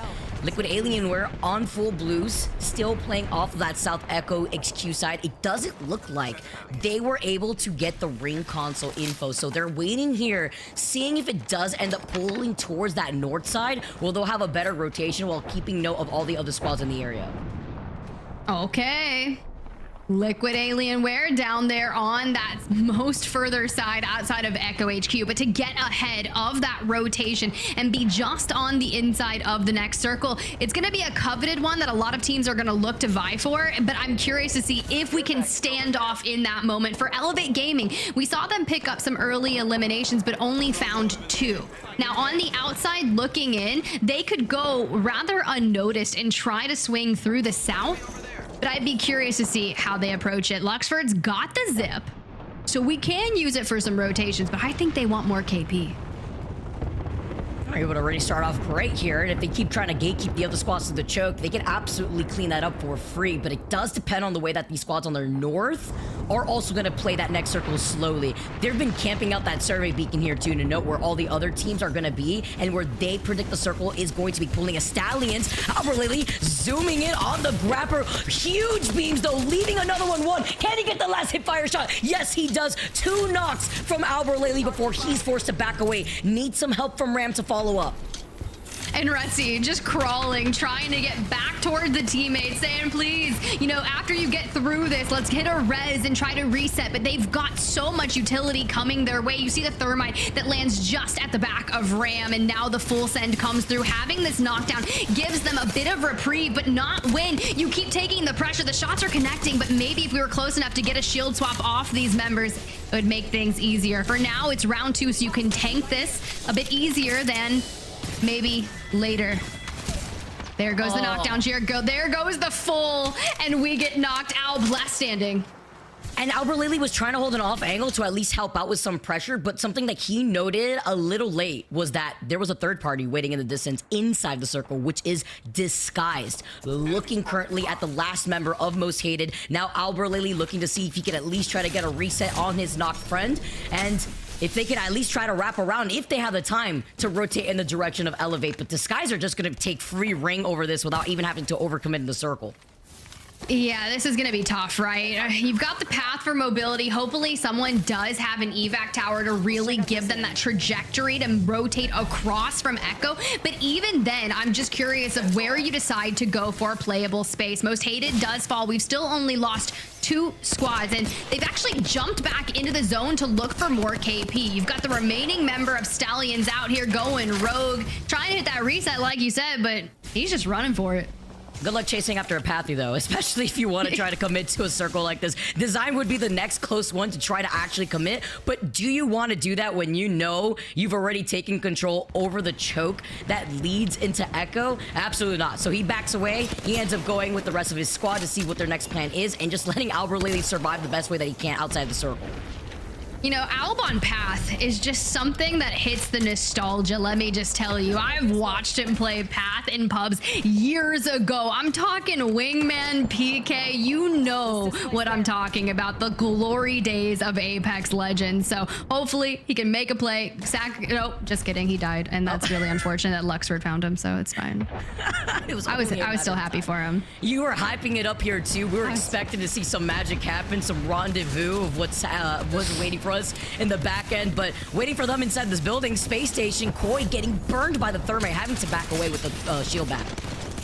Okay, Zainu, we've seen some clutch moments come out of you from SSG, but now you've got to fend off Furia on the opposing side, and they're not the only ones that are going to be looking to capitalize on this. Koi goes to the farthest area of the building and just plays the doorway, hitting that med kit back into the fray. We were expending the Rolling Thunder, and then you've already got 2 exhibits out. You have Furia and SSG towards the right, Native and Falcons on the left. Falcons taking a lot of damage, but the numbers are stacked in their favor, and there's a very good chance they could look for a moment to push into this separate fight.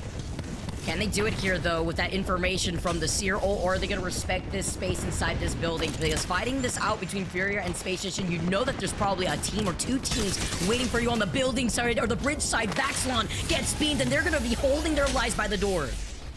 The focus of attention connects, and now Vaxlon cannot use anything. Keon here, waiting to see a little dance with the door. I wouldn't be surprised if we look for a different angle, right? That's what Pathfinder really allows you to do, and takes to the roof. Catches one off guard. Madness on the inside goes down. Well, that's courtesy of the EVA 8. Gets fooled, and now Vaxlon and Keon have to avenge the fallen. Oh man, drops down here too, but he's getting pinged on the other side. It is that Seer tack that is also putting in some pressure. The zipline created for RKN to also see if he could try to get a reset, get out of all the action, because guess who dropped down? It is Falcons making an appearance in that building, and RKN said, I'm out. Disguise with only Design left, could only do so much when he's getting shot at from 3 different directions. Cloud9 has fallen, Disguised has fallen. We're into the top 10, and Elevate are doing what they do best. finding those early to mid-game eliminations. And now we've got to focus on, with that 20 seconds remaining before the ring decides to close, what we can do to get ourselves into that devastated coast area. NRG are going to hold a building just on the outskirts of that ring and are keeping them in their sights. For Furia, Vaxlon and Keon, well, let's get some ult excels, let's get our abilities up, and we'll see what happens. But for now, we're okay. We just have to hide from the Falcons when you got Jen Burton on Seer, and he's likely hunting you down. They don't know. Falcons doesn't know that they're right next to them. They're waiting behind the tree as Falcons are trying to see if they can get on this high ground. They put down the evac tower right next to them. They have no idea that they're about to jump right here, and maybe even Furia could jump up right behind them using the same evac. And you got the mortar flare coming out from Hal. There it goes. It's gonna take all the information, and oh, here we go. You said Furia, they didn't know. Well, Furia is answering back. Keon gets cracked, Jen cracked as well. Forced back to the low ground, not able to lay siege to where Flat has positioned themselves. And now with the mother load being called in and currently Falcons trying to reset, they've allowed Furia to now reset too as a duo, taking a different position, avoiding Flat that is on the high ground, overlooking Falcons before they can still maintain the high ground. The only team that has that slight lip in that next circle. Okay, Liquid Alienware, I see what you just did over here in the IMC Armory. So NRG did what we thought they were gonna do. They gatekeep Elevate, they take them down. Don't get the full reset though, and Liquid Alienware answer back with that exhibit of their own and completely piece apart NRG. And what does Falcons do? Well, they're like, oh, there's fighting over there. Let me go extend on out and see what's going on. But Zero may have just overextended. I don't know if he went down, but his name definitely just disappeared from the free cam. And Jen is one for what it looks like as they're playing inside of that circle currently. We know that there's some rocks to play off of, but they're in the line of sight of Flat. Furia is still looking at them, and Liquid Alienware from inside this armory have some different angles that they can take while utilizing the lip of this ledge to stay out of the line of sight, and even this double zip line on both sides of their right part of the armory. Well, all is well for the Falcons in first place. Still looking for more eliminations. Only 2 so far, despite all of the action they have found themselves in. Now, Jen Burton under fire from the angles. Not a lot of a cover here, but we've got a couple boxes to work with. Liquid Alienware, after dealing with NRG, have decided to rotate on in, but you have to deal with Flat, who's just towards their north. So wrapping down south for Liquid is going to be more tough, but it's closer towards that circle. Looking at this next circle and how they're going to force her way in. Let's not forget CCE is also around here. Hawades, though, now knocks only up to Yanya, who's taking a different angle currently. They know exactly where he's at thanks to that Seer attack, and he's neighboring the Motherlode. He gets beamed and destroyed by that Volt. Jen Burton now left one after overextending. Hal and Zero, the last ones alive here from Falcons, trying to get out of the line of sight of the team that have high after CCE also get eliminated. I mean, Jen was probably anchoring for Hal and Zero in that moment, right? So now the dynamic duo of themselves are going to have to answer back for what Flat just did to them. Because yes, you are just in that next zone barely, but you've got a rock and you don't have your high ground. Those focus of attentions are going to keep on coming from Flat, and you love that pressure coming out of them. I wouldn't be surprised if we see a full send from Big Louie. We just kind of wait to get those knuckle clusters back online. We have 4 thermites to work with for this next engagement too. It's crazy how Flat made this rotate from checkpoint north and are now on the high ground in what is the God spot before they inevitably have to drop here. They've been putting down the pressure. They have 4 KP, and this is a team that needs the dub. Sitting in 24th overall currently with 32 points. Looking to see if they can add on some more KP while they're looking both at KCP right below them and Falcons as a duo. 32 points. Now, granted, because of the point sponge on the series leaderboard coming into today, even 10 points would bring them up to 16th place, and we'll see how it goes. Flat full sending, that dynamic duo taking out the Falcons, putting themselves in the top 3. Now, how do we try to contend with this? Because we are all on polar opposites, looking like the Bermuda Triangle over here at the devastated coast. Pioneers, they have a shrivel left of their building. Same with Yup, but they have so much more cover than Flat does. And what the decision right there from Flat was so on point, because they know now that the circle's closing in, if they would have moved forward, they are just going to get pinched that the duo was left there as Team Falcon. So they capitalize off of having a number advantage and now are looking at closing the gap as KCP with just Deeds left alone by himself in that building has his teammates to wrap up behind them, eliminating Flat. It is now our last two squads between KCP and Yup.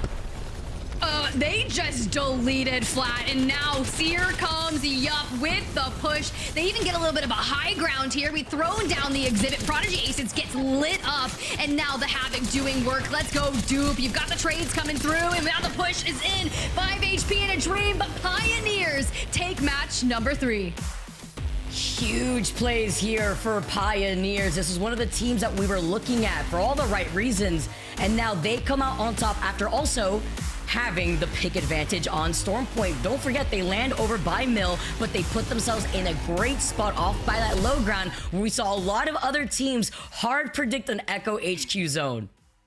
Yeah, that was crazy. So all the teams that thought Echo HQ, and it really pulled to devastated Coast. Now, that could be because those zones kind of overlap on the edge, and I usually don't play by that because, you know, we've been wronged so many times in the past with atrocious zone pulls, but this one rang true, and CCE knew it. However, they weren't able to necessarily make it to the end game, but regardless, KCP needed that in terms of that overall series leaderboard. Nice to see there, too, with their patience, because the way that they also were able to help cover D's at the same time when Flat tried to fully extend inside of the building, saying, oh, there's only one in here, free.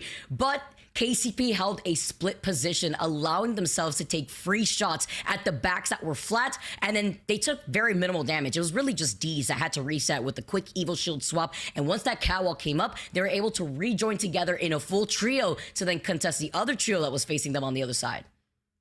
Whew, so much chaos, but Storm Point done and dusted, and from here on out we'll just worry about World's Edge. So maybe, you know, it's not your strong point for that Storm Point. We'll see how it goes on the other side of this series. For now, it's one of my favorite times, and I feel like we're gonna have to figure out where Rain Day is and get him back in here eventually, Vicky. Oh, wait, I hear a voice coming in here through. It sounds like Rain Day. Oh, this is from God beyond. speaking. Welcome back. Myself, I'm welcoming me back. It is one of my favorite times to come back and join it. After all the fun I see you two having on in games like that, it was close. And this is the thing we thought about. Yup, could they do it? Well, they were on their way, almost got a win. I'll take a second place. It's still possible. Let's see if they can go back to back 50 points in 2 days and somehow find a way to get to those playoffs. But Flat also performing well. They need it. They're sitting in 24th outside of regional finals. Falcons, they've got enough points. We already know about them. Furia, CCE, still making it into top 6. So strong performances. Native Gaming rounding out our top 10. But on that backside too, we still got some teams who at any point in time could turn it, especially Tiff when you look at switching maps now. Yeah, exactly. For Disguised, only 3 eliminations. Stallions pick up 3, Oxygen and Weave with 2, but really not too many points to be acquired here once you move outside the top 10. We're just really getting everything sponged from the teams that have been acquiring a lot of eliminations, but maybe not getting the most of those placement points. Regardless, when we set our attentions over to World's Edge, man, anything can happen. We got to look at the series results before we get there. And of course, like you said, it could, on a drop of that, change. Vic, after 3, though, Falcons in the lead. Pioneers, Furia, SSG, and Flat rounding out our top 5. But in between that kind of 6th place all the way down to about 11th, just one good game changes it all. It does. It's very tight here, but I'm looking at that gap. There's still a gap that Falcons have built up. Even if they haven't taken a dub, it's about the KP that they've been able to accumulate on top of the placement points. Another day here for Falcons, as per usual. Nothing crazy here to know, aside from the fact that looking from KCP all the way down to Disguise, like you mentioned, Rain Day, one big game on World's Edge could change the way that this overall standings looks like for the day. Should be interesting to see who can, you know, step things up. Consistency, it's measured in a lot of different ways. Well, yes, on a map, yes, across match days, but in this one particularly, you've got to keep up the pace. And this also comes into it. Well, let's talk about the POI draft. You know, maybe you're not playing out of your preferred spot, staying with momentum and still doing well each game. It's difficult to do. You would hope someone would have your back and maybe even, you know, I don't know, have some stats around it. Maybe they've analyzed what and how you can do this as well. In fact, I know the perfect guy to ask about that. It happens to be the analyst of Team Falcons themselves. It's Privacy who's joining us here. Privacy, welcome. I know your team is playing. They're doing well. Thank you for joining us. I know your voice is a little sore, but you still made it here for our halftime show. Yes, thank you for having me here. And I'm sorry. I'm sorry that my voice is completely gone, but it's the weather of Germany. Today is warm, the next day is cold. So that's what happened. Yeah, I'll have to bring a jacket for sure. Mannheim is coming up. You're only a couple hours away. That's exciting. Now, and we'll see if Falcons can make it. I don't know at this point if they'll qualify. Jokes aside, though, Privacy, you are an analyst for Falcons. What do you do? Yes. What's your role for those who don't maybe know what an analyst does on Apex? Okay, what analyst does is actually for any battle royale word, the analyst is very important because battle royale has a lot of RNG. The analyst will work to do this RNG and minimize it. We cannot eliminate the RNGs, but we can minimize it. Plus, we can then get information about teams rotations, our own team performance on zones, in certain zones, improve them, get some kind of information of how to improve it by studying other teams as well. So such a stuff an analyst can do. I like that. So how many hours a day would you say that you work on being an analyst? I know you stream, you do watch parties, you do a lot of things out there, and you give out a lot of free information to the Apex community in general. So I got to hear, how many hours a day? Okay, and I have a full-time job as a product manager in robotic and machine vision. I do work in robotic and machine vision as a product manager. So I do around 8 hours a week for the team. But the stuff is what I do. I'm already with the team for 2 years. At the beginning, I built up all my tools, all my scripts, all my softwares to make everything ready. So when I want any information about data, I just make it all of it automated and I get this data for free. So like 8 hours a week. Wow. That is very impressive. To hear more about your background and how that also kind of correlates with elevating a team that is on top. There's so much to dig into this, but Privacy, I want to dig into some of these final zones here for our first 3 games. I want to dig your brain as an analyst into seeing the consistency that not only your team faces in these top 3, top 4 situations, but the way that teams like Disguise was able to take this first game here. So in every zone, the style of fast rotating into a zone is already dead. You cannot really do this type of fast rotating. So what we did, for example, in the first zone, we played for the third beacon. We played for the information of the UAV. We maximized our Evo shields. We tried to, of the information of the UAV, we tried to take the building in Beast, but we couldn't get it because it was taken. So we played from the choke. We cleared all the checkpoint side. We got all the kills for free. Then we walked in because we knew that the chaos was gonna happen in some certain sides. So we walked for that. We played in the certain spots that we could do. We lost the game because the team tried to wrap us, which was a flat, and we had to fully commit on this fight. So we can win this. We can win this KP and maximize our points. So this is what we played. Yeah, that's exactly. Disguised. Sorry. No, you're okay. That's exactly what you guys were able to do there, Privacy. And it's interesting to see that going back and forth here. I know that when we were passing over this and seeing this between Rainday and Tiff, they were able to see Furia from the high ground here, where Rainday, you were also able to witness them drop down. It was an interesting one. This was a fight that I thought an amazing, technical breakdown, Privacy. We'll get your thoughts on the standings and allow you to say a final thing as well. I don't want to hurt your voice too much, but this one was interesting. Tiff and I had an opportunity to see Zainu maybe clutch it up. I actually played with Zainu this week as well. What an incredible player, confident, very, very good vibes. SSG is loving the value that he brings, but Furia, they just had a better spot, and it would go to be the same thing in game 3. They wouldn't quite have the impact. They died at about 5th spot here. It'd be all Falcons, Tiff, but and then ultimately we'd get down to Yup trying to clean it up against Flat. But it was just a very good, I'd say, game where tactically they just put themselves in a good position to win. And then Gent swings like that. Gent just eats with the damage, takes down Flat, and then you have this isolated final fight with Pioneers and Yup. And I really thought Yup was going to be able to convert this. You expend all of your utilities and such, but things just got away from them. Certainly did. Yup, we thought they would come back and find a way to do it, but it's just tough when you have to turn that much and you're not firing. It's a havoc. We know what that is. KCP would ultimately claim it. You know, it's great to be able to look at these 3 games, and especially now, Privacy, before we let you go, I have to figure out if you as an analyst, besides the Falcons, have any analysis for us as we head into the next map. Do you have a team you think might be worth highlighting, you think will perform pretty well over this next swap? Or in your analyst mind, what should we be looking out for as we head into the last 3 of today? I think Furia will be doing better in the next map. So I guess we can keep an eye on Furia. Plus us for sure. Yeah, plus you guys, you know, as well. Hey, you know, here's the thing. Thank you so much for spending time with us, Privacy. And guess what? The good news is you're already qualified, Falcons, for Mannheim. You live 2 hours away, so we expect to see you at that event. Hopefully your voice is feeling a little bit better then. And maybe we'll even have you on the desk, okay? We love the thoughts. Thank you so much for your time today, and good luck to you guys and Falcons for the rest of the tournament. Thank you very much. Bye-bye.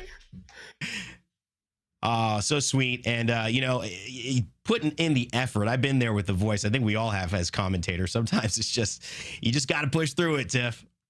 You do. And I really do appreciate Privacy jumping on here for the halftime show and providing a lot of that knowledge, because it's always good to hear from them on that opposing side. I do love to kind of dabble in and lurk on some of his watch parties as well. So you get those granular pieces of knowledge. And I'm just like, ooh, that's a good one.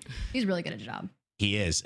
You know, so are you, by the way, and you've done so well. We're going to send you on a break. How about that? Why don't you take a little bit of a rest and continue to get ready for games 5 and 6. Vic and I will close this one out as we swap maps. And that means, Vicky, we get a chance again to talk some Apex. Privacy, you know, an analyst, it's so interesting. We don't really get the behind the scenes of roles like that in esports. Falcons, you know, a team that can afford to have this type of situation where they have that extra support. But, you know, it's one of those things that's probably becoming more and more standard for teams who are saying we want to win. And we have not just local ambitions, we have global ambitions to be the best. Privacy, clearly amazing at his job and working a full-time job as well, helping Falcons to stay on top. That is so difficult. All my respect to Privacy. And I like how I've been saying it forever. And a lot of analysts, obviously, especially the coaches, going all the way back to Hodzik being one of the first ones to really be a trailblazer in how important a coach actually is for a lot of these teams in a battle royale. He highlighted one thing, though, that is very specific to what the coaches try to do, which is trying to minimize the RNG that is inevitable in a battle royale, which is why we see teams still be as consistent as ever, being on that number 1 spot.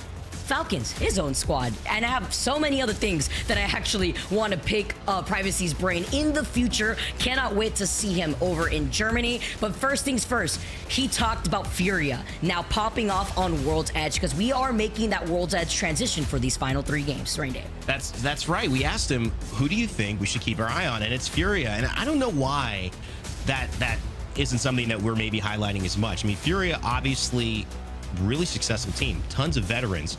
Is it just a matter of, you know, this much talent, we're waiting for them to pop off to be in that conversation, Vic? I mean, they perform quite well over the course of the split. They perform usually pretty well at LAN. I mean, you know, this is a team that I think we should have our eyes on no matter what. They're clearly showing today they're on it. 100%. I never count out teams like Furia, Team Liquid. These are teams that, when we talk about consistency, are consistently in the top 10 in the overall standings. Yeah. Currently, Furia are sitting 9th, and I mentioned Team Liquid before. They're sitting in 6th. Sometimes it could take a little bit of time to ramp up, and now this is where we can see why a map like World's Edge plays into their strengths. It can all also come down to being comfortable here, and that's why you see sometimes some of these teams try to prioritize their POI draft on one map over the other. Arcane talked to us about it. He said, I'm just trying to kind of hedge you know, against the stuff that I'm not great at in terms of IGLing on certain maps. So I'll prioritize a better pick. So I have an easier rotation on map I'm not that great at in terms of IGLing. And I think a lot of teams have similar conversations. It's minimizing the RNG. It's also minimizing the pain points, Vicky. What could go wrong? Well, let's just eliminate as many things that could go wrong. We're going to expect to play through stuff as you should in a BR in any competitive landscape. Let's not make it harder on ourselves, especially when we know our natural tendencies, strengths, and our own weaknesses.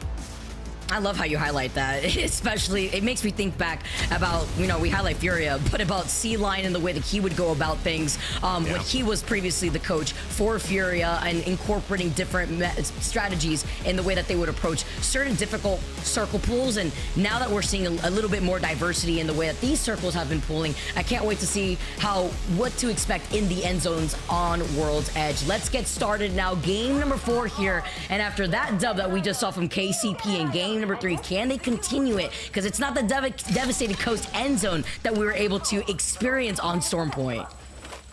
That's right. Here over at Big Mod, getting some weapons for free. You love to see it. I'm surprised actually with this mid-season we haven't seen much more of a weapon adjustment. I think the one thing that's made me the most, I can't believe it, is waiting so long for the wingman to be back and then not a single pro. I mean, unless it's like the last gun available, uses it right now. It's just either perfectly balanced, and maybe they're like, yeah, I only play this gun when it's OP. Vicky, I don't know.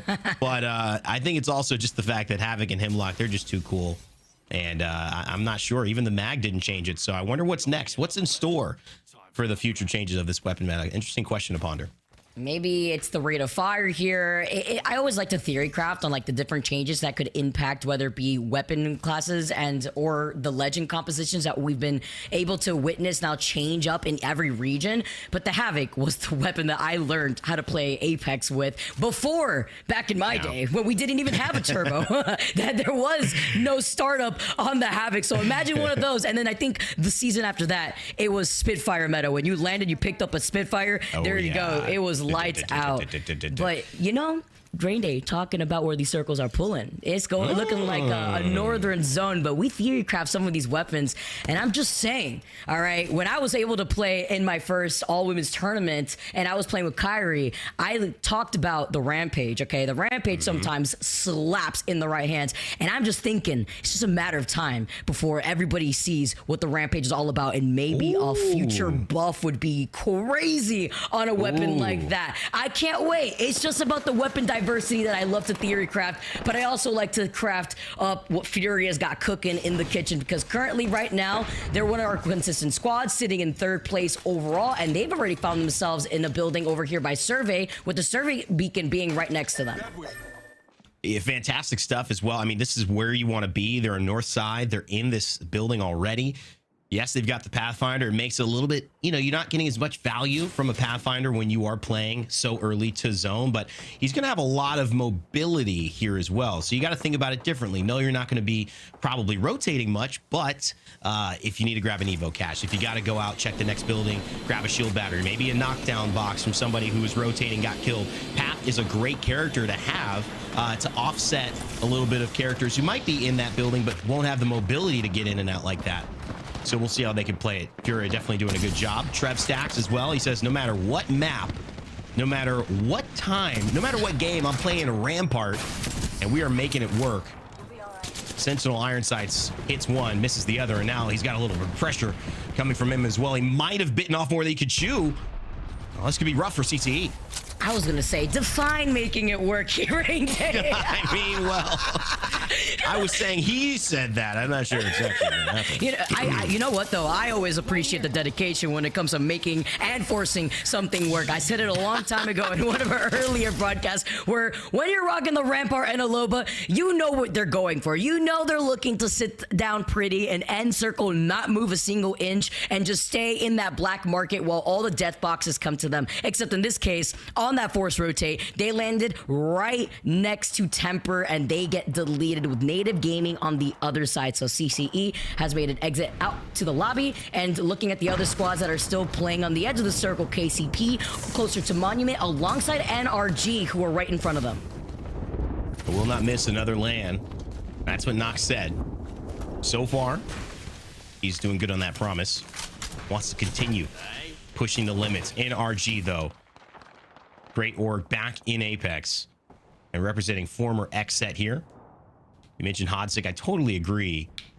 Kind of, you know, Mount Rushmore of coaches, analysts, really people who pioneered what it means to have that supporting roster outside of players.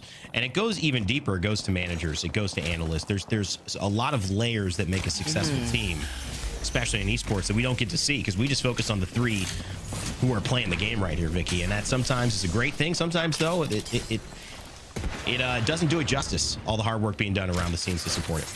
Imagine going crazy. And I like how you highlight that, Rain Day, because we did put emphasis on coach, but Privacy, he's an analyst, which is very different than a coach. Not really trying to microplay the team that you're looking at, but rather talk about the changes and what that could equate for a team that has the natural skill to be the all-star team that we all know here. So going hand in hand with some of these other squads that don't have that talent on their own roster to provide that insight for them is a very different experience when you're essentially playing blind without an analyst or even without a coach here. As we take a look at Disguise, team still on blue. We're able to utilize that Evil Harvester right next to them, as well as perhaps a survey beacon. It's also so important for teams that are running the Pathfinder to already have that first level perk to allow them, the Pathfinder, to be able to get the scan that they need on a ring console.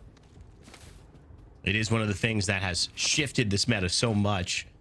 Just a small little touch on a perk to be able to have access to one of the class passives they normally wouldn't have access for. Fuse, Pathfinder, and of course some of the resets now available on assists and knocks. That's a big deal.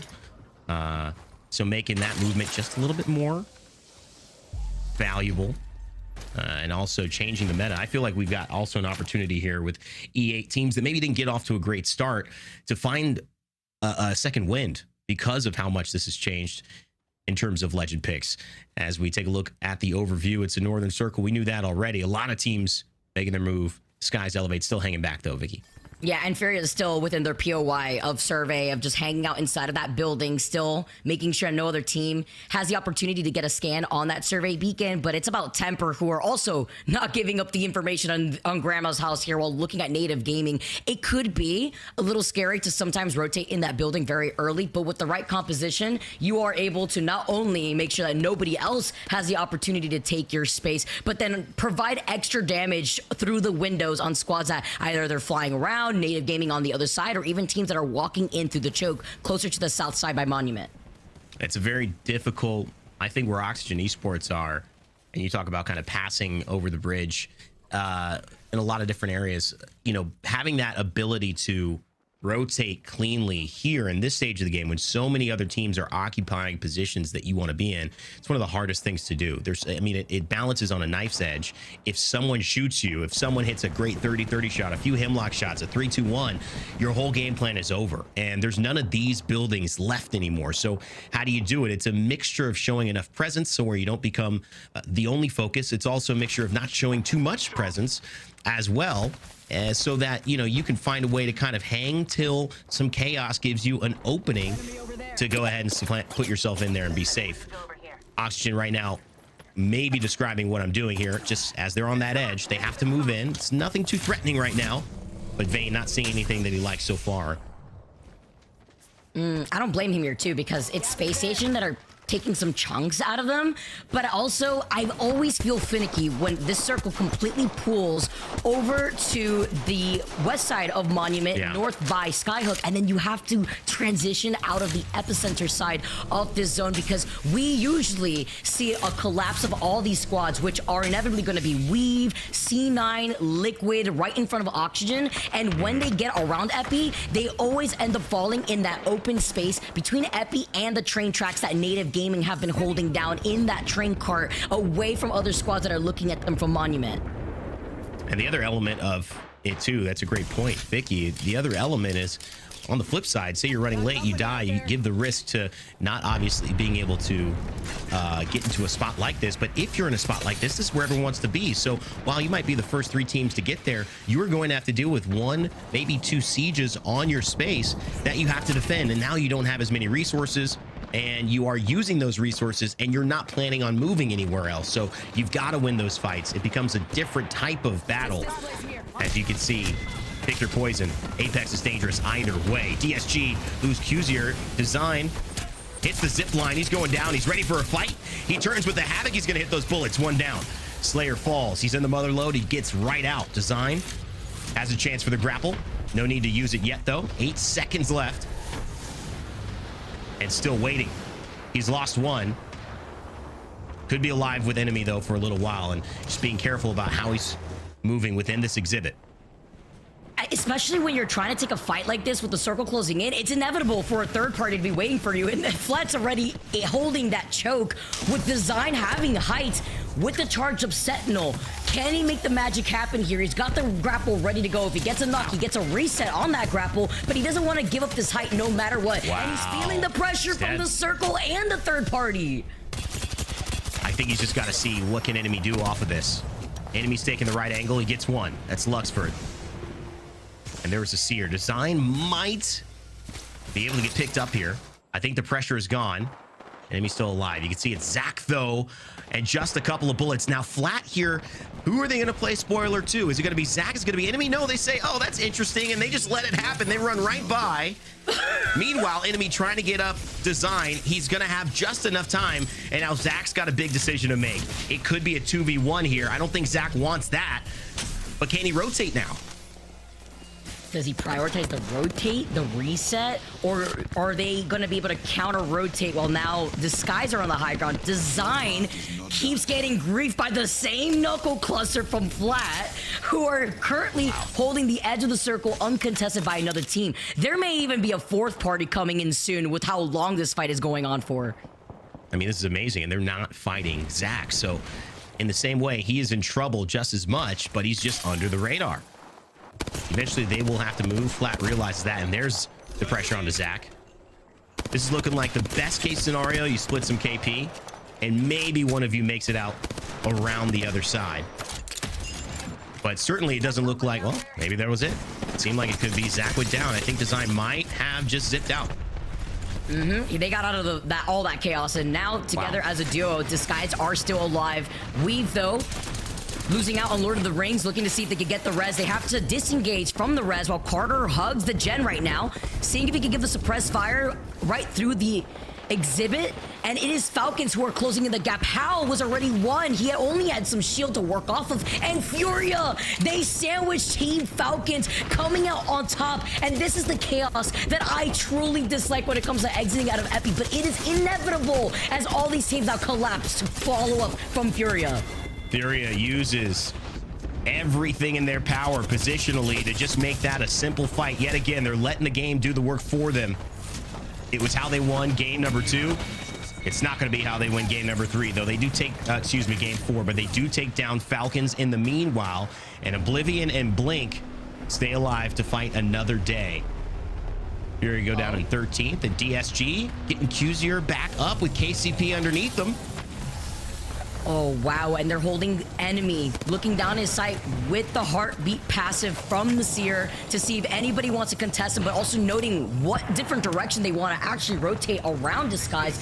Currently, Oblivion get eliminated, the team that was on the other side of that circle, while Flat still are alive by the choke north side that leads into Grandma's house. It is KCP that are on the bottom, on the low ground from Disguise after Disguise were able to get a reset. On the Bangalore, using that ultimate accelerant just for the Rolling Thunder. It's such an important thing to have as a part of the team call, and that's why they prioritize giving him that ultimate charge. Still a little less than halfway before it's ready to use.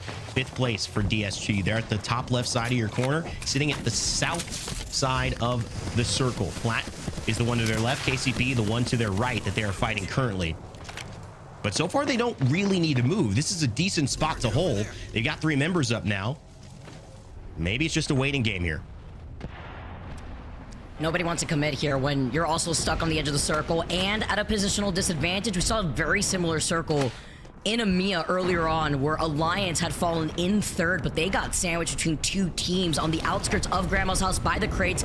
Great placement on the catwalk, but this is the engagement that Oxygen is looking to utilize against KCP with the circle closing in right behind them. Wow, KCP and Oxygen going at it. Disguised as well, probably going to try to third party or use this as an opportunity to move. They'll use it to move to a better position. That could have helped them more than they know. KCP will win this, but what will they be able to do? They've got the shield swaps. Can they reset? No, they're out. Liquid Alienware out as well. And it's DSG who took advantage of that chaos, played small, and just got to a better position so that Flat, who is rotating in, isn't able to take them down immediately. But they are still in the high ground. And now we're in our top 10. And even with the lackluster loot from Kuzir, he was able to get a purple extended heavy mag, maybe shared or taken from the boxes to their south after the fight that collapsed right next to them.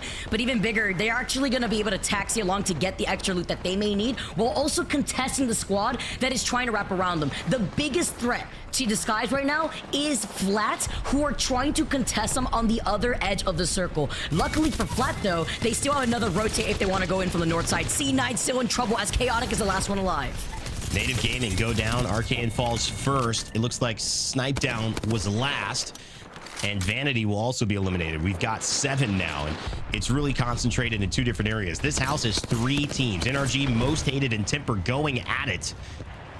And they're still sharing that space. Stallion's trying to get into it. I think it's a solo from Alberlelli. Holding the low ground, though. Maybe there's an opportunity for him. Fun. On the Knuckle Cluster, shooting to the left, running to the right. Him and Reptar, as a duo, gonna have to fight this one out. Literally doing the dance, shim-shading their way off this low ground fun, looking to pop this med kit right here as a duo. Can they make the magic happen, knowing that Temper NRG sharing that space with Alberlelli playing off this height here? It's inevitable with the circle now closing in the next 3 seconds. They have to make this move now, but Flat are also looking at this building, knowing that these 3 squads are here. Impressed. All the teams that have made it here, some difficult rotations. Flat probably the easiest. NRG and Stallions and Temper, they've just been fighting for their lives in this building. It's like, you know, trying to just see who's going to take that first step out. There will be a mass exodus, though, from the north. So keep your eyes here, because Temper is going to have to move. How do they do it? Alberlelli is solo, alive by himself, but just barely. He'll try to stay out of this conversation, just playing it low key. As NRG decide to move, DSG still where we last left them, probably in the best position outside of Flat to win this game. How low key can you play when the exhibit was also called in? But there's other priority teams right now that Temper need to focus on, and with the catwalk coming up, exhibit on every corner of this final zone, we are spraying and praying with the EVA 8, hoping that we find a shot. And Alberlelli with a zip line on top of the rock has stayed alive beyond Temper. 4 squads remain. Alberlelli finally gets called out, and C9 still has a duo. Top 5, not a problem. Alberlelli will take that one. Did a lot of work there. Chaotic, stay naughty. It's DSG back on the other side. NRG has 1 remaining member in Reptar, and we've got Flat, who have maintained this high ground. It's been good positioning from them. Mambo, Nano Fries, Big Louie, trying to close this game out, and it seems like they might just be rotating onto C9. This duo trying to get rid of it. There's KP to be had. NRG, Reptar goes down. 3 squads left to decide it all. And that was with Design and the Sentinel. It would take a literal miracle for Disguise to make today work for them. It would be crazy to see if they come out on top of another game, but a free res coming in from C9, uncontested, because nobody wants to overextend. If Disguise overextends, they get completely destroyed by Flat, who are coming in for a third party. So neither Flat or Disguise want to be the first team to make the move onto C9. I mean, I'm surprised that Sorcerer made it to the ground. We are playing with Sentinels, though. There's some Volts, some Hemlocks, sure, but there's a few Sentinels out there, especially in the hands of Design. If he's still got bullets, that could change an entire fight. And expect, if they hit a big shot, oh my, speaking of big shots, for them to follow up. But Mamba, before they can even shoot, returns fire, hits for about 100. Flat going, is this the moment? Maybe we should push. Oh, looking to see if they can get into a position. The smoke to their right, though, blocking out some side. Mamba gets deleted, having to drop down, though. Maybe he can get a reset here with some boxes right in front of him. He then, in turn, gets focused on by C9. Exactly what they were avoiding. Flat falls to C9. The smoke providing some extra cover, but Design is on another one here, lacking some energy ammo, and he is looking to clean up what he started. Look at this with the Havoc. It's just one magazine and 2 kills. Design and DSG take the win. Design with those Havoc shots, and you saw C9 lit up and lined up like a shish kebab, ready for Design to just take some free shots on the Havoc. Kebab. I mean, they were lit up with the sear tack making right me hungry. there. I can't. I mean, Hey, you're making me hungry. I had a kebab for lunch, I think, which is what's even funnier about that. You somehow knew. You're right. I mean, he lined him up. I was hoping for a sentinel shot, a little collat right there, and just ended up. But Vicky, you're right. I mean, they rotated, and what's interesting is like Flat rotated to try. They had the high ground. Then they rotated because they got a little bit of damage. Tried to maybe go for DSG. That's where the damage was. Then they got pulled back. During that chaos, though, they took a little bit of damage, had to shield battery, and now the closest team to them was heading down in C9, and it was a duo. So I think they decided to push this, but it just gave DSG that full high ground. And so as they did that little do-si-do, they found themselves on the bad end of it. And unfortunately, a really good game played, they just gave up their advantage. And that's some of the little things that really determine how things end up in Apex. And let's also not forget, that was when Disguise, that was the game that Disguise was stuck in the sniper tower north of Landslide in the circle while they were getting gate capped from Flat from the very beginning. Flat wanted to fight Disguise for literally half of that game.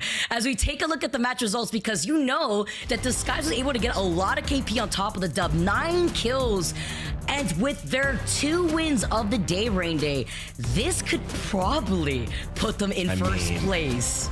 I mean, what a story we are setting up. I think we could just stay cautiously optimistic here because they play today, they play tomorrow. DSG currently are last place team overall in North America, but 2 wins in 2 days would put them well in the top 10 and qualifying potentially, if not just for regional finals, a chance to do well in regional finals and qualify for LAN. That would be wild. But hey, crazier things have happened. I honestly, I don't think we've ever seen that in ALGS history. We have to see how they do for these next 2 games, because that was our first game on World's Edge. You see a total of 21 KP. They are currently sitting in first place on top of Team Falcons after 2 dubs in their pocket. 43 total points for Falcons right now, sitting in second place. So they are trailing right behind Disguised. One thing I do love about this is, you know, yes, we do see a little bit of points sponging at the top, but not as much as usual. Like a lot of times we've seen this North American lobby exactly like this, 70 points to Falcons, everyone else in this. You know, it feels like there is a lot of parity so far. And boy, it would be fun to see something momentous happen in the ALGS, like a team in last place qualifying and finding their spot in regionals and of course LAN. All of that coming up with 2 more games to play. Will Disguise start their run at history? Stay tuned.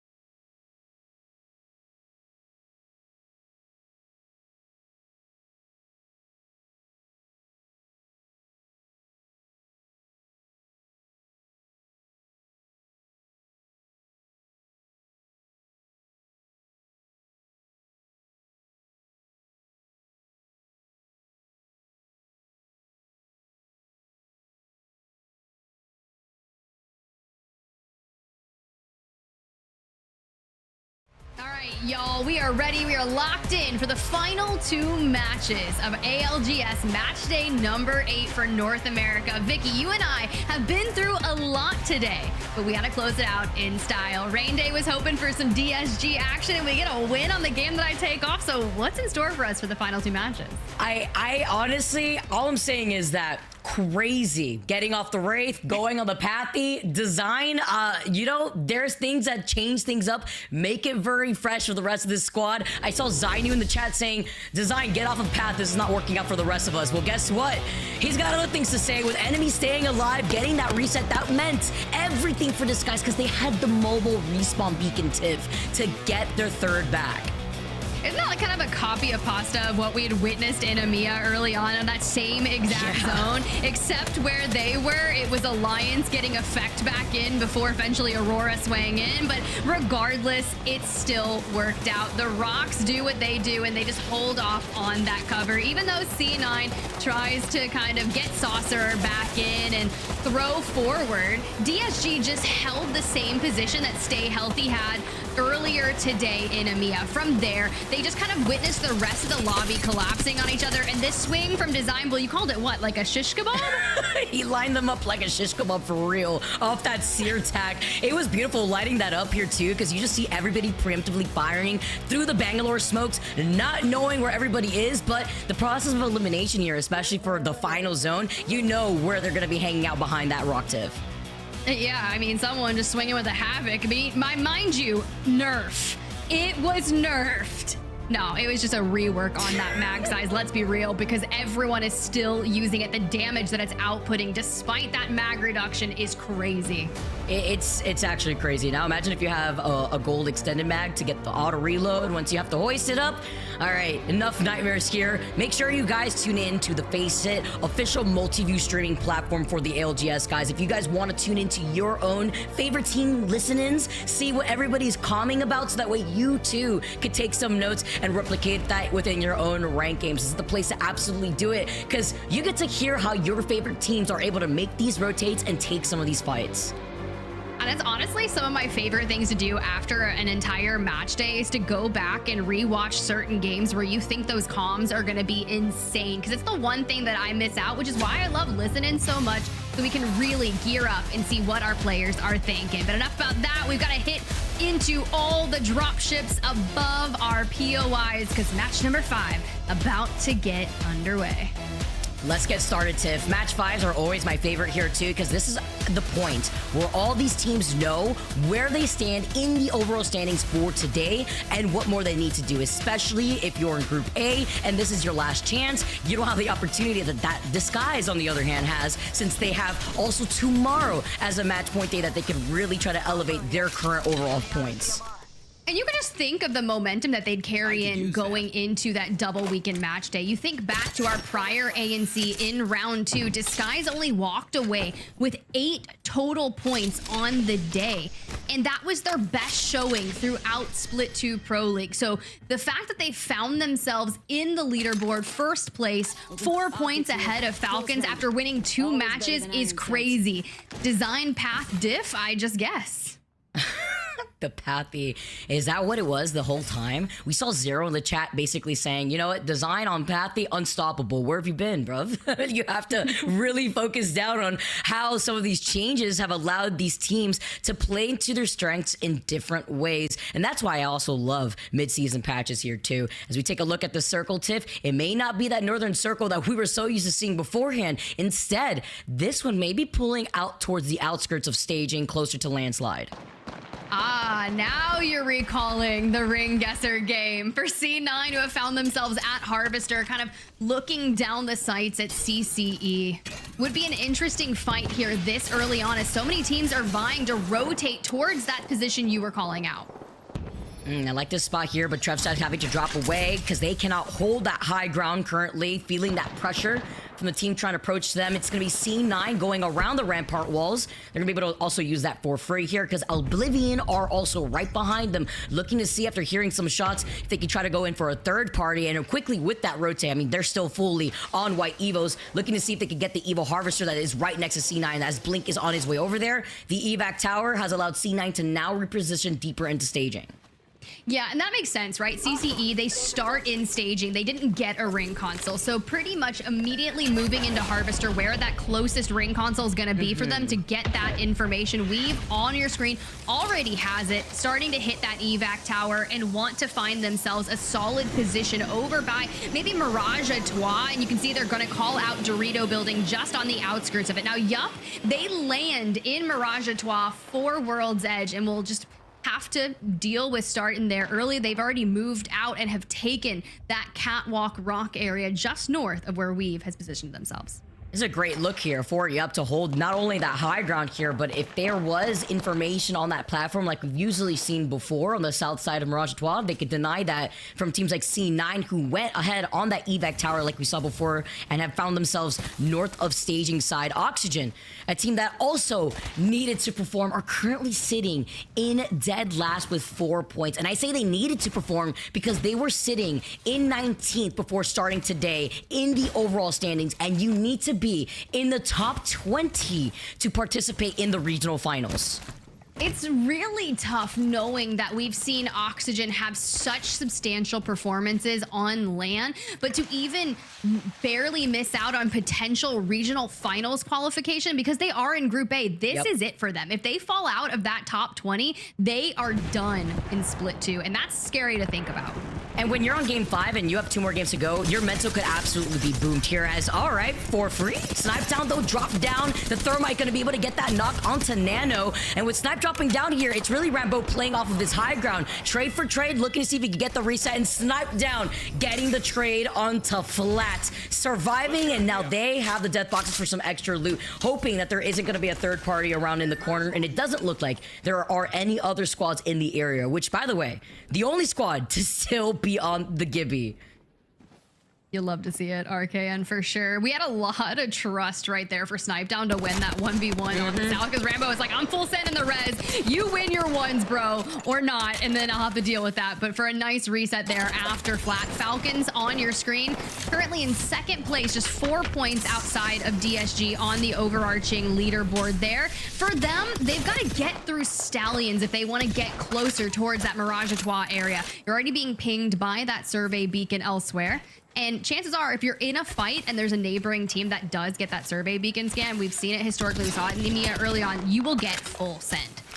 Yeah, why not there too? Especially if you get to get the jump on another squad here. You get to see so many different zip lines in front of Falcons that they could take instead, so that way they could try to reposition.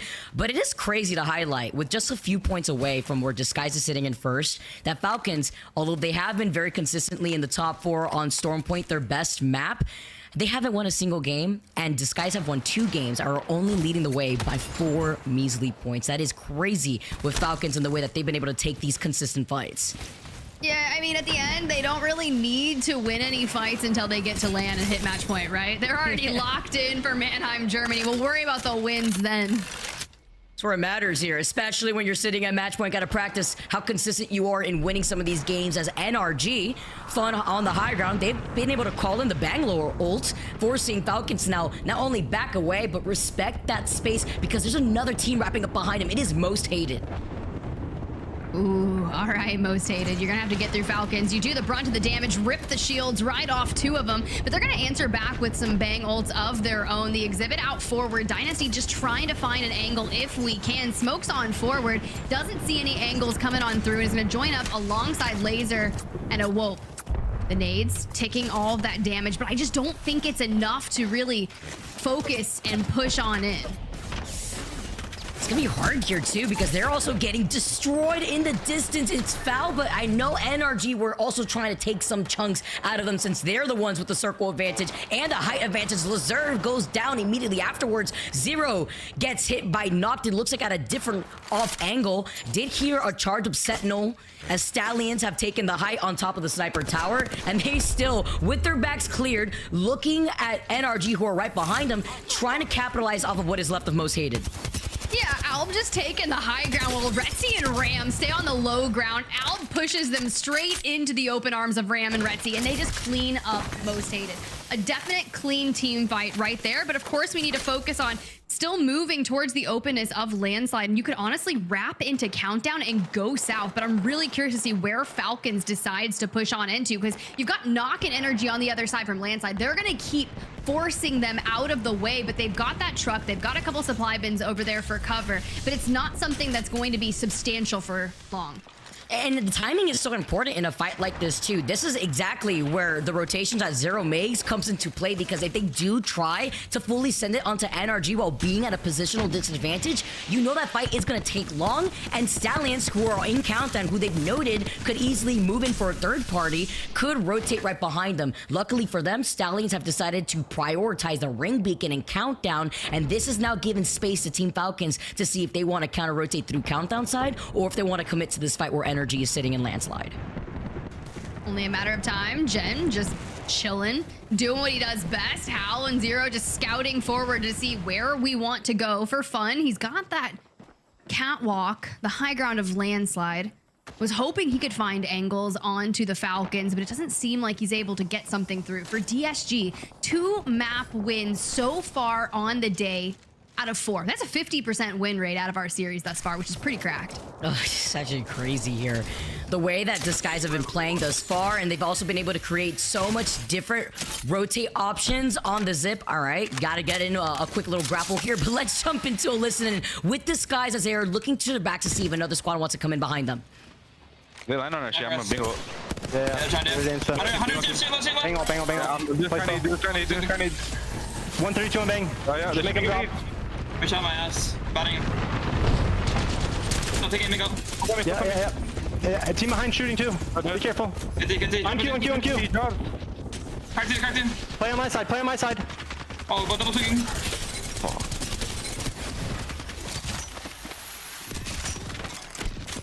I'm the best. Chill. No, you're dropping. The grapple and run, and this team is in hot pursuit of design. If he falls here, which he does, it's gonna open up the leaderboard for Team Falcons to grab that #1 spot. Liquid Alienware, sitting in 7th place overall, have thrown down the Dark Veil to divvy them up. Because we got Niazo on the low ground, Native is coming running out, sniped down an RKN, just waiting. Do we throw the defensive bombardment? Where do we hit it? The high ground it is. They've fully sent it out, at least on the high ground, to boot them out there or maybe get some information. The evac tower that Snipe had sets them up to take high ground. But guess what? They're fighting ghosts. There is nobody left there because Team Liquid, with the quickness, have already rotated as a duo because they know they're not only at a disadvantage, but they needed to take some time. It was Nizul who had to pop a med kit before they made a rotate. But off that evac tower, now they know that they're going to get chased by Native. Oh, 100%. You would not be surprised. Niazo opens it up, actually grabs a knock onto Snipe elsewhere. So you may have tried to wake the bear, but you're going to get punished. Regardless, let's see what SSG is up to and jump into a listen in with them. I just want to clear this whole side. I kid you not. Yeah, can you come? Yeah, we're coming. I'm waiting for you. They might mirror us, bro. Push your hands? They definitely won't. Nah, they'll fuck off, bro. Up here. Come on, might be sliding down. I'm 69 on fucking. Yeah, I'm walking right. Don't me I don't have one. Someone evac on the left. Careful of that. I don't have zip for 70. We can evac here too, Phony. We can evac in this corner. Just watch our We back. just try to get further. I don't know about third. We just try to get. Someone close right. Just I'll tell you guys. I need to hold our back. He like ran back. Okay, I'm gonna hold our back, motherfuckers, because this team can still wrap us. Okay. You want to evac from here or no? Yeah, we definitely have to evac. We can evac and like. We could evac. What do you think we should go? How do you think about it now? So I don't just Like bridge, somewhere near bridge. Side. Probably like in like a cart.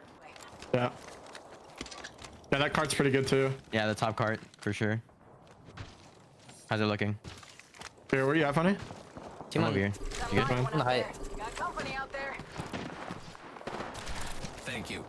A bit of indecision there for SSG as they may be fighting ghosts like you mentioned. They did sense a team elsewhere.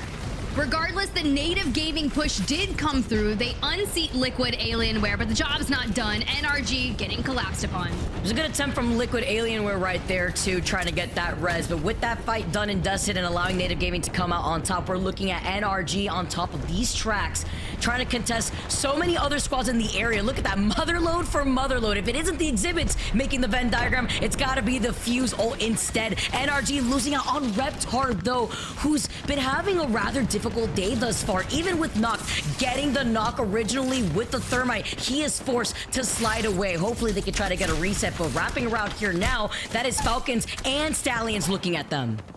Yeah, you can only get so far. Knock will be last standing for the NRG roster on the opposing side as Falcons have finally moved into this. We're going to throw out the Arc Stars. You can see where that circle is inevitably pulling to, and Yup called it to perfection. Elsewhere, Weave deals the finishing blows over towards Knock, and NRG, well, they've fallen. In 15th, nonetheless, Team Falcons with the reset and not giving up this truck because they know that Stallions are neighboring them right alongside the fact that this was a similar rotate that both these teams had taken exiting out of Landslide, while currently CCE, they've built up their little house with the rampart walls. They are not going anywhere. It is protection on that black market to get the necessary equipment that they need for that next circle, while Falcons lose out on 0. They're able to try to take this fight, and they do find a crack on the other side. Ooh, 0 down, but Hal looks to answer back.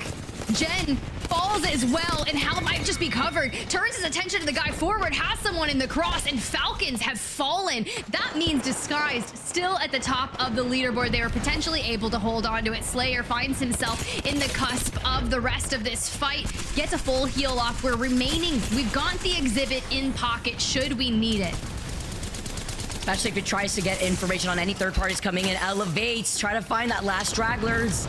Grappling away, but now taking control over these the train trucks inside of the middle, as Stallions are still going to be able to poke at Elevate, the evac tower that was called in from Elevate, to see if maybe they could get ahead on where that next circle is pulling, because we are moving on top of where we had seen Yup at the very beginning of the game. The choke that exits out of Thermal, as Yup have not given up this high ground. And Native Gaming have nowhere to go but forward. And as soon as we move from this rock, we're going to be into the eye lines of Yup.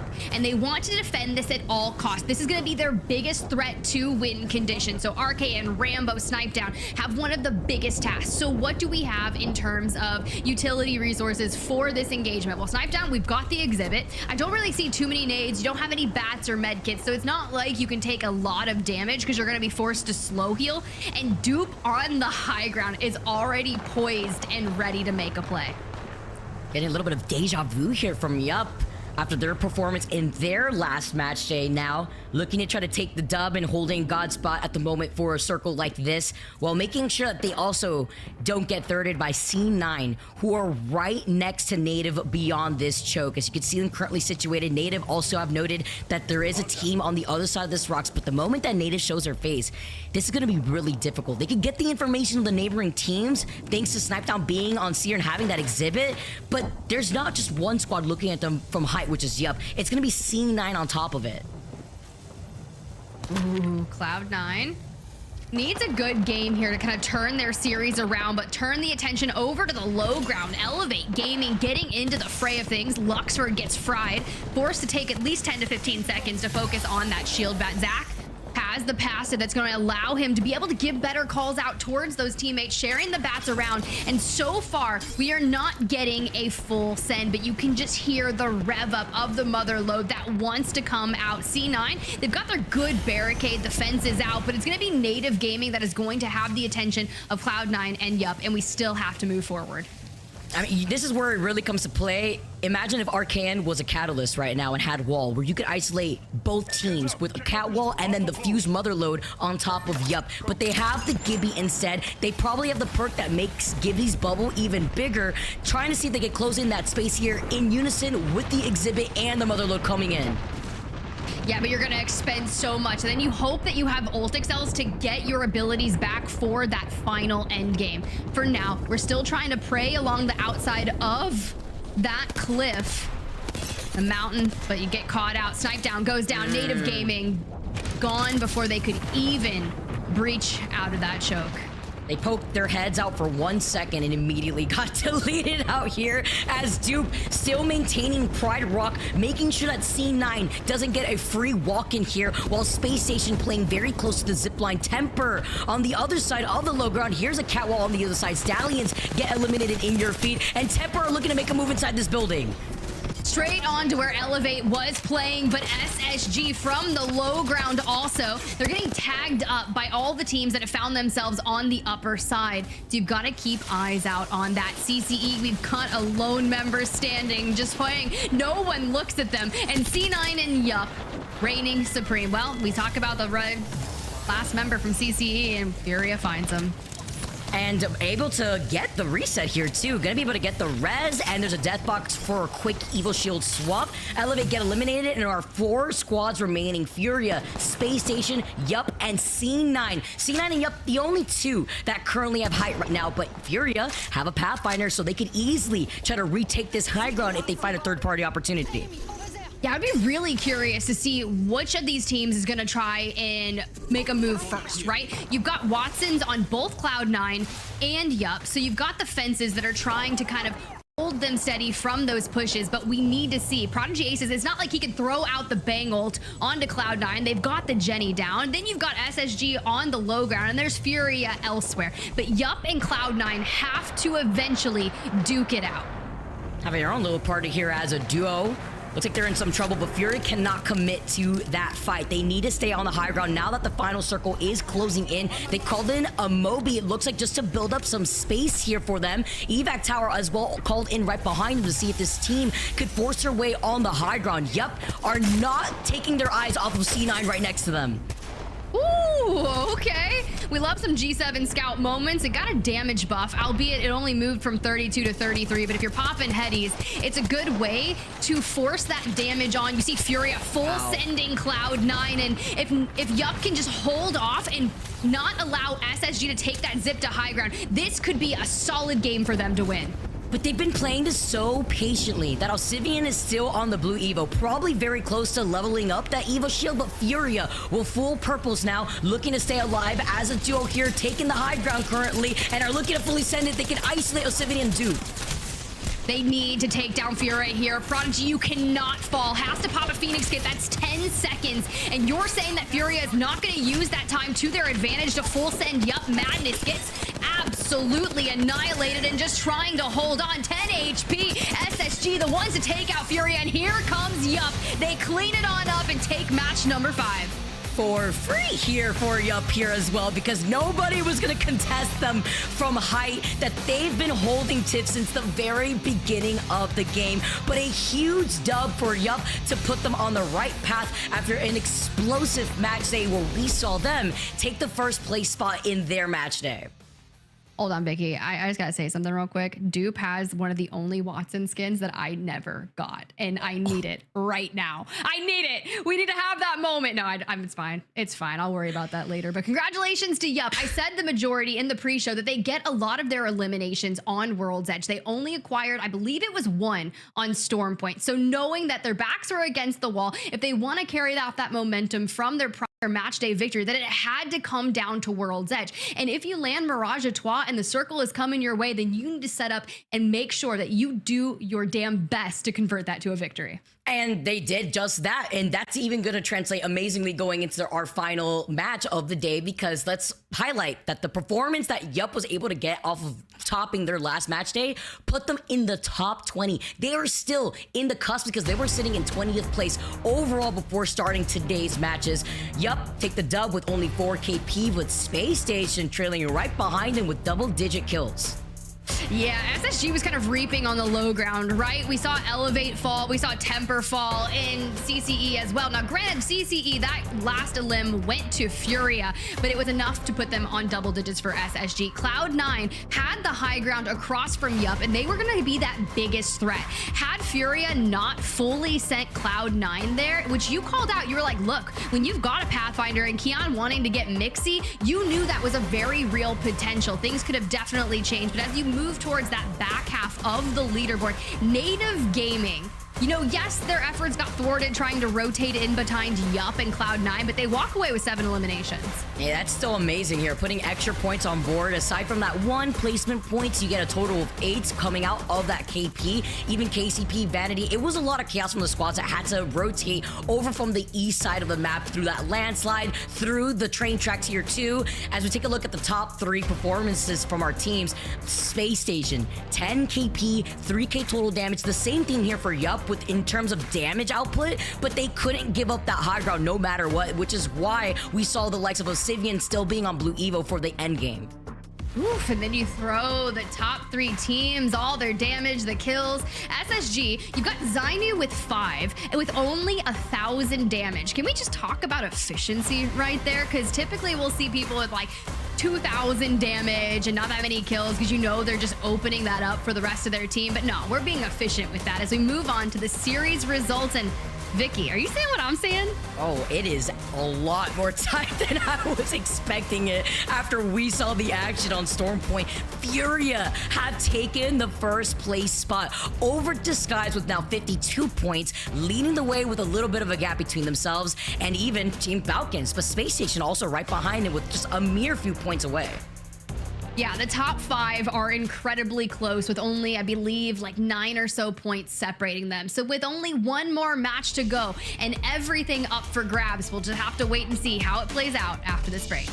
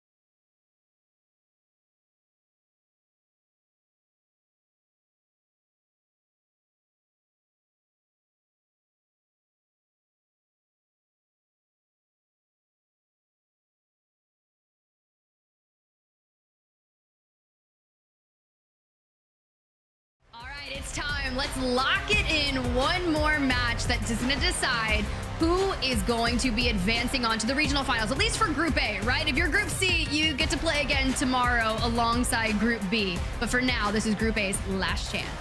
That's why I'm a little sweaty right now looking at Oxygen and the lack of wiggle room that they have to work with here. They have to definitely pop off for this final game. Or are we going to get some similar action to our last match day where Yup had taken the final game on World's Edge, setting them on top. But they did take game number 5 confidently, holding the best spot that they could play in, game-winning spot with 4 KP before Furia were also able to clean up what was left of the teams on the low ground. Yeah, they hit the zip line. They find CCE. SSG makes a play, tries to clean on up on Elevate, just barreling on in. Now, if you kind of separate back on up, you see the exhibits come through, and Yup do everything that they can to really defend their territory up here on this high ground. Now, granted, had Furia not full sent Cloud9, this could have been a different story. However, you know, Furia, they hold on. SSG tried to make a play even further, but Yup withstood, and it moved them up to 8th overall on the leaderboard. Absolutely huge. Can they do it again, or is Disguise just gonna come out from left field? We have to see, because it is incredibly close looking at the top 5 currently right now. Just to reiterate, for those of you guys who missed the overall standings, Furia are currently sitting in first with 52 points, Space Station with 48, Disguised 47, a 1-point difference, all the way down to Team Falcons with 45 points. Even KCP Tiff with 43 points trailing right behind. It is this final game that literally really determines if Furia stays in the #1 spot. Ooh, all right. I mean, look, there's just 9 points separating first through 5th place. It's kind of crazy to think about this. Now, we had that Mirage à Trois zone, and then we had the Monument ending. I feel like we're just missing a thermal station zone. It's been a very long amount of time before I have cast over a thermal station endgame, and I need it. I don't think it's happening, but I need it. I heard a theory from Snipe Down in this podcast that he's realized that these zones just do not pull over lava, and you know, it just off of that observation, you know, it definitely, I've seen it. We've been able to see that with how these circle pulls have been working, but that would be a miracle. We have to see how that tries to play out here and where this circle will be pulling. But I do, you know what, I am expecting maybe a northern zone here. We've got to see which side, whether it may be another grandma's house zone. But it is also nice to note, Tiff, what we haven't seen thus far is a bonus point going in favor for a team, and with Disguised having 2 wins, maybe, just maybe, it is possible if they take the dub this final game. I mean, one can hope. You would, if a team needs it, it's gonna be Disguised, right? Throw down 26 points to where they started the day on, and it could really change the tides of their qualification for regional finals in particular. And then you just got to win a match point regional finals against some of the gnarliest teams in North America. I mean, how hard could that be, right? Like, especially when you have to deal with a lobby that is Falcons, who've already secured their ticket to Germany. So now looking at what these other teams need to do, especially the squads in Group A, it looks like we are going over to the Northeast Tiff. This is pulling closer to Overlook and could absolutely benefit NRG since they have the Ring Console and the Evil Harvester on the outskirts of their POI. yeah, NRG should be able to find themselves in a position for the long game on this. Another team that I know knows how to play zones like this is going to be Cloud9, who have already centered themselves up in one of those neighboring choke points outside of No Name. Now, they probably recognized this immediately and were like, okay, we're so used to dropping Overlook historically. We know how to play these end games. We just have to get there. It's going to be hard here to also hold this down when you know that teams are going to be trying to rotate through the tunnel side of Geyser, but holding this back end and denying the Ring Console information from the squads that will be making that southern rotate is going to be big here for NRG, especially since they need to show up right now. They're sitting in 13th place overall, especially with the individual talent that we know that this team has. For sure. I mean, look, in 13th place overall, they've got a plenty of time and effort in this last game to really make the most of it. Because even a 10-point game puts them at 30 points and inside maybe like 9th or so place. Anything more than that, then we just need like a double-digit elimination win for them if they want to break into the top 7. It's crazy. Again, there's just so many different teams that could really have that pop-off opportunity here, as Reptar is also trying to scout ahead, see if anybody else wants to go in for a quick rotate through this tunnel side, because Pioneers are in the mouth of that tunnel, as well as Oxygen, who have already rotated quickly through Geyser's side. And with these evac towers flat, are also making appearance, jumping right on top of Madness. Oh, Furia, this is not what you need to have happen here. Now with Keon kind of remaining alongside the other duo, if I'm flat, I am going to be holding on for dear life, because you are going to have all the knuckle clusters coming your way. But look at Chaotic from C9. He picks up a knock on to Furia's Keon, so they are just getting pieced apart. The knuckle clusters, Fuse truly a professional Grim Reaper himself out here, having to literally reset somewhere else because you were in the line of sight of that knuckle cluster. But I would love to see Madness's point of view the moment that Flat just all together as a 3-man dropped right on top of him. Furia were able to get Keon back up. Vaxlon's still alive, but now having to forcibly play this out as a duo. Yeah, that one's gonna be dicey to deal with. Slayer full running away from a crazy Pathfinder named Designful, which is an opening to a very gnarly horror story. So far, quite reserved. Does have the gold mag on the triple take. And he's got a wingman in tow for this game. I don't know what Design is doing, but obviously he's cooking. You know what? The wingman in hand, very characteristic of Design here too, and he's also always on top of these snipers. We saw him rocking that Sentinel early on when Disguise had taken the dub, and now looking to back away here too, but Not going to be able to beat the Wraith allegations out here with a weapon loadout like that, as he's going to be able to back away and call out a different rotate. Seeing the squad that is right in front of them, I believe that was Elevate being by staging on by their POI, but they were looking to see if maybe they could have gotten a survey beacon. So opting to now wrap around through tree, the next survey beacon in their line of sight is going to be Harvester with a ring console alongside that. Yeah, all but 5 teams, Vicky, are currently in the next zone, and Flat have finally decided that, you know, taking down Madness wasn't going to be enough for them. Let's see what Yup is all about. They grab that knock onto a Zibian and just kind of look to clear out this space and no name. My only issue with this is because there are so many teams that have found themselves in such a tight vicinity, is that the moment you full send something else, you could get punished. And Nano has kind of found himself still outside the building. Mamba gets clipped through the door. This situation is pretty tough to deal with. He peeked for 2 seconds and got obliterated by a triple take. And I know that Nano is had it with all the fuses that he's been pressured out. Thankfully, he was able to reset here as Alberlele stuck in the middle of a mother load, having to back away, but the tick damage of the mother load dealt just enough to knock down Alberlele. That is how on the other side of the fuse cannon, and Falcons are looking to engage. Oh no, look at Zero just waltzing on up towards where that zip is. He's like, is it okay for me to try and zip? He smokes it on out, and I know he is just waiting to see how they're going to full send it. Of course, they know enough time had passed for Alb to get reset. And in just about 8 more seconds, once he pops a med kit, he will be back to full health. I don't think it's in their best interest to push, considering you already used the mother load, and we're gonna have to farm those ult excels to get your ultimate abilities back into the mix. But a res coming through in no name, Vicky. Sorry, it's not going to be Furia here. No, it's going to be Dupe instead here, keeping the dream alive for Yup right now. They've lost out on a Civian. It doesn't look like they were able to get that banner originally. They will be able to get it currently right now, but they're in the line of sight of the other squads that are in the area. Tiff, you highlighted it before, but there's about 5-6 other teams that are coexisting here by no name. We need a Jenny here and now, and we don't have it. Here comes the full send. We delete Nano, and we could get a shield swap out here, but that's why those purple knockdowns can be so disgusting to work around. Yup has been eliminated, and Big Louie last standing for Flat. That was all because he poked outside of his own friendly knockdown to the last hit of the Arcsar, doing just enough to take out that final player who was one in the inside of that train cart. Now the exhibit has been called in, and you want to take a fight so bad here over to the other side. Well, look at the bridge on the north side of Epi. It's going to be Stallions versus Most Hated, with Space Station neighboring them. Okay, Dynasty already on red, wanting to open things up and get some eliminations for the squad, but Space Station, look, in second place overall on the day.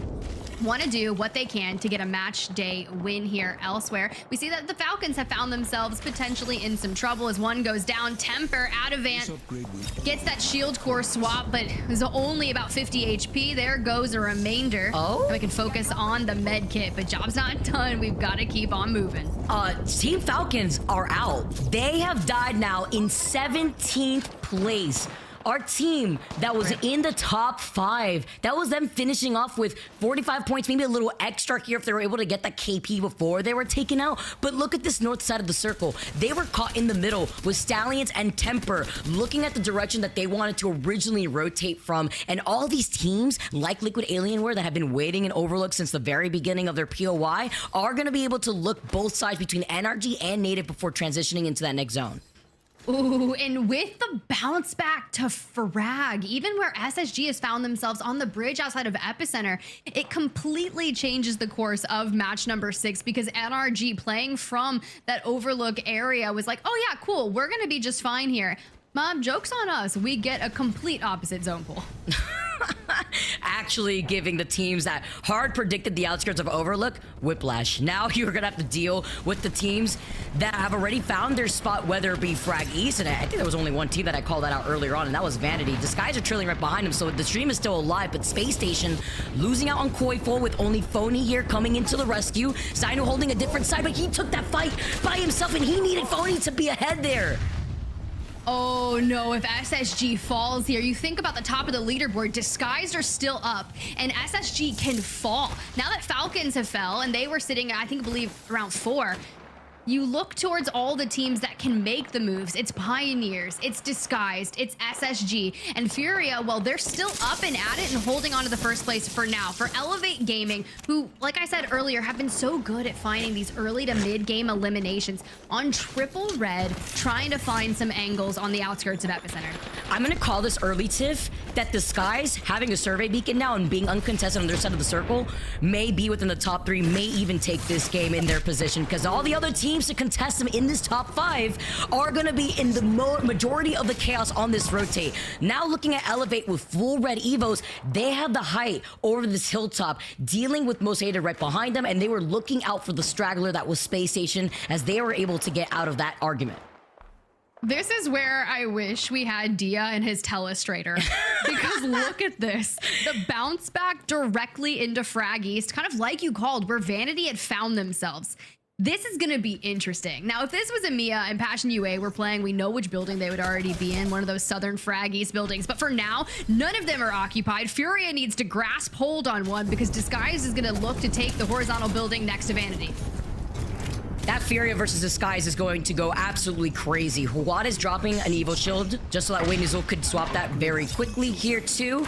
Very quick, actually. He's going to be able to look for the health reset, but coming out on top and being able to hold this low ground, they know the teams that are waiting for them up on the high ground, but this is going to be a very tricky rotate. They could play by the edge, but we know how many squads are waiting at the outskirts of the mouth of the tunnel. I'm a little worried about their rotation. Not gonna lie. Furia, though, you got the train station here, DSG.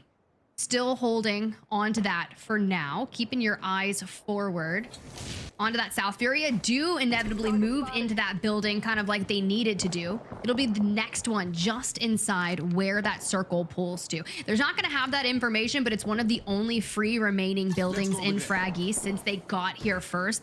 The remainder have to come from the east and then the north, and that east rotation is going to be tough. NRG is going to have to pull from the south side of No Name and wrap around, but then your question is, what is Cloud9 going to do? And then finally, Oxygen Esports shows up.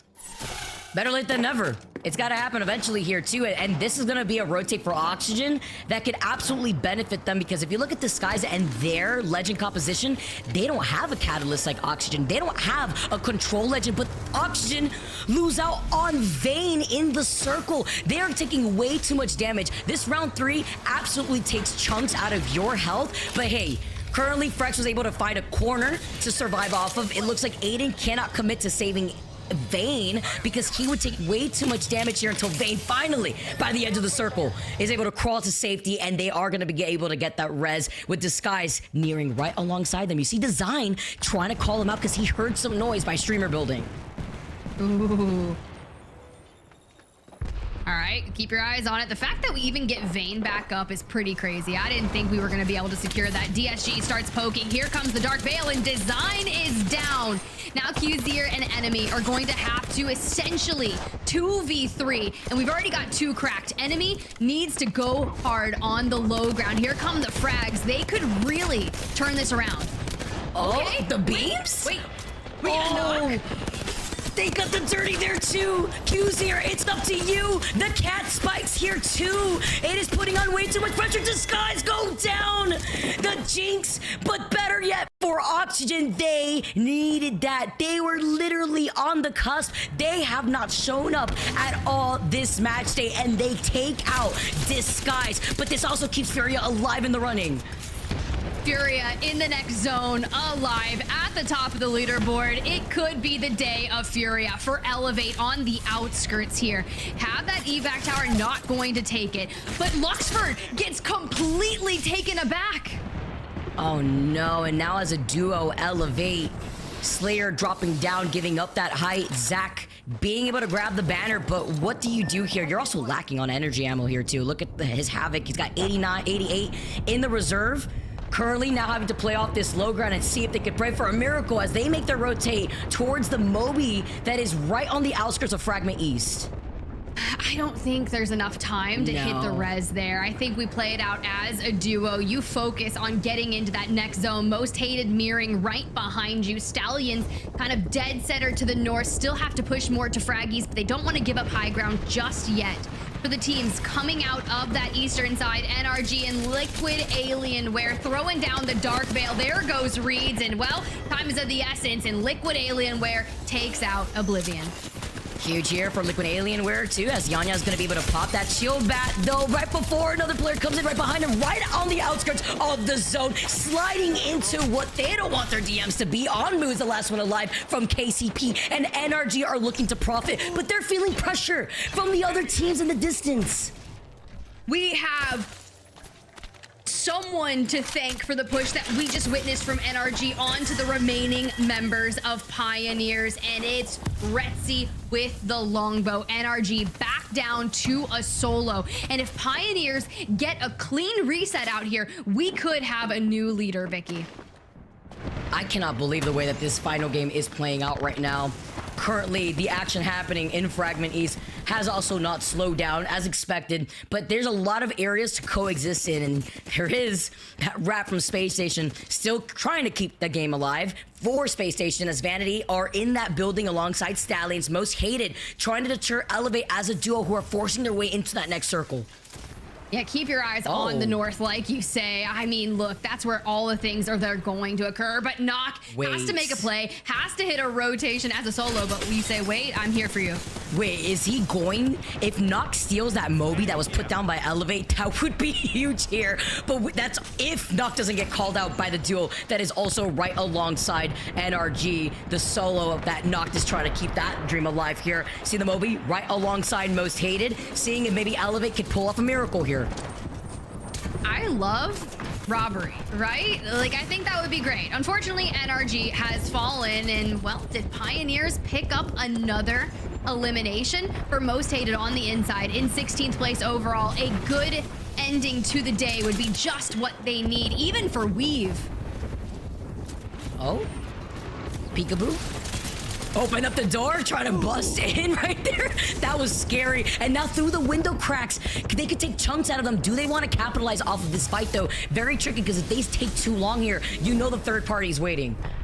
How many exhibits did we have down on the entire map right there? Was that 3?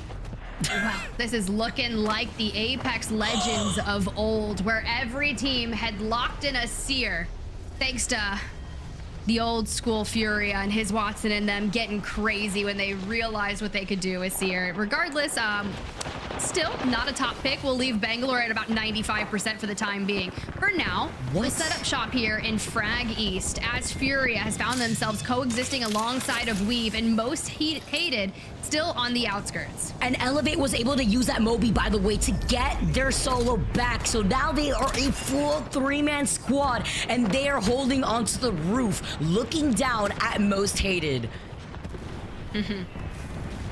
They needed that.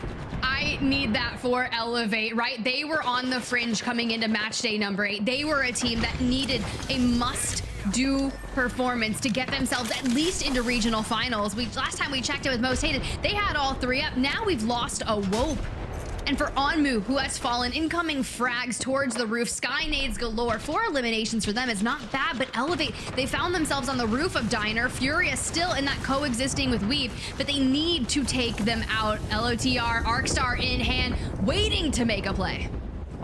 Now this is going to be the hard part with 7 squads left. The final zone closing in right behind Weave, currently trying to make their next move while coexisting with Furia on the high ground here. Oxygen uncontested in their building by Fragment. But we know there's so many different ledges to play off of, where we currently saw Elevate on top of the roof if they do want to jump on top of that other building.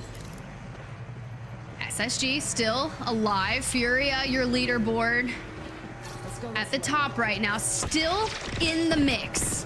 But for now, Weave could play spoiler to a lot of those teams, in particular Furia. But we do need to keep moving. SSG elsewhere has fallen as Elevate has decided to full send Oxygen. Trying to contest here too, while trying to play very slow, getting information off the Seer attack. Exhibit called in, but Carter doesn't have his just yet. He's about to have it at 96%. Looking at a different corner, the heartbeat sensor tells him exactly where that player on the outskirts is sitting. All right, here we go. We've got to exit this building somehow, but hello, surprise. Maybe we should have opened things up with a few frags of our own before we jumped on out right into the open arms of Madness, who grabs that initial knock. 5 squads remaining. Now, granted, this could be some of their first eliminations. Weave has fallen, and the onslaught continues. Okay, Keon, it may not be from your setup, but you did just enough to hold on to that. Now, Elevate from the high ground, the mother load, taking up all of the entire ring as the players just burn. Elevate, after that reset, take match number 6. Making miracles happen when they were put in probably the worst position. They were down a teammate, gave up height that overlooked Epi into Frag East, called in a Moby that knocked as a solo had to pass, and were able to get the res and height over that final circle. What an amazing play from Zach Mazer and the rest of the squad. That final circle was insane. I feel like you need to go back and look at a free cam shot of it, because you have the dark veil just dead center. You've got smokes, and then in comes Elevate, right? Mother load in hand. Doesn't even care that we just waltz through the dark veil and have no sights, because at the end of the day, we're just throwing down the mother load. We're getting basically all the information from the other teams, and you just see them kind of all like on top of each other on the other side. You're just like, I've got this. It's free. It's free for them to work off of there too. With the cat wall right in front of them, they were able to also play off the height that they eventually had to drop down in. The rest of the squad remaining in the lobby were fighting right in front of them, and it was just free pickings for Elevate, because I believe they were lacking a little bit on kills, either 4 KP or 5 KP, but it's the dub at the end of the day to close out the day for Elevate. Ooh, and you know, that has to make a huge move on the leaderboard for them, because what were they, like 20th, 21st coming into today? And it's like you needed to do everything that you could to even get into regional finals. Now, granted, North America, you've got 12 slots for split 2 playoffs. So if you can secure yourself top 20, you play again in regional finals, knowing how the points are so close in the upper echelon of the leaderboard, that just getting into regional finals could be enough for you. And having a solid day like you did today, and then just doubling down, you could be in Mannheim, Germany in just, what is it, like a month and a half? 2 months? Time flies by. It's literally right there. It is right there. But it also puts into perspective the way that we're seeing these different legend compositions, what we may be able to see going into split 2 playoffs. But that was a big end game for Elevate, considering that they were tied in 20th with Yup, and that dub alone probably elevates them in the overall standings. As we bring back Rain Day to break down the action, because in that final game, my eyes were on Furia, they were on Disguise, but it was Elevate that came back with the res. It was amazing into this game, because you did have 4 different teams vying for a chance to get first place, all significantly impacting their hopes for playoffs and, of course, regional finals. And a great point as well that you brought up, you know, and I think it was Tiff who was saying this, just the fact that you do have a chance to get more points in that regional final. You don't have to win it. Maybe you get second place. That 21 points, though, for second place counts to finish you into that leaderboard. And hopefully that could be the push a team like Elevate will be looking. And yes, tied for 20th, currently sitting right on that edge. This is a big day for them. But, you know, KCP, SSG, Furia, you know, they all had a chance to win this thing. And it's maybe the closest match day, except for the previous match day where we had 57, 56, 55 with Yup taking that, TSM right behind, Falcons right behind that, that we've seen in a minute. So it's a great showcase of how this meta has opened up the doors for a lot of teams to be able to steal a day. And that's always very exciting, guys, as well. And Tiff, what in terms of that option that you've seen displayed here has been the most impactful from a legend selection? I mean, I've seen Pathfinder probably, to me, look like this was the legend that coming into this meta changed the most. But as we look at these match results, any legends stand out for you that really shifted things?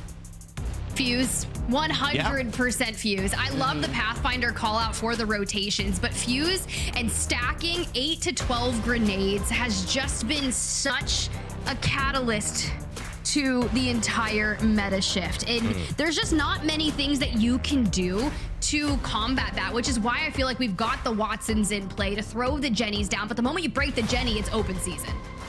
Absolutely. And I'm sure as we take a look at this top 10 Oxygen finally having a little bit of a moment there, but might not be enough with Elevate, Fury, and Vanity Weed rounding it out in our top 5. Going to the back half of this lobby in game 6. Vic, same thing. You agreeing with the Fuse, Pathfinder? What stood out to you the most today? 100%. It's got to be that Fuse, because when we highlighted Fuse before, when he wasn't able to scan the ring console or the survey beacon, it was talking about the 50-50s before the POI drafts and how important him and Conduit were in contesting a lot of these other teams. Now, not only with the perk system coming in and making those adjustments, Fuse is huge in trying to get information with that mother load. Getting information is what has shifted Fuse into the meta, whether it's scanning where the ring will be or obviously with that mother load and getting scans there. It ends like this. Furia on top in match day number 8 over the Pioneers, over SSG, over Disguised, who, will be thinking, could we have just figured something out? Will these points come back to haunt them? Who knows? Still, obviously, a 4th place, highest overall placement of Split 2.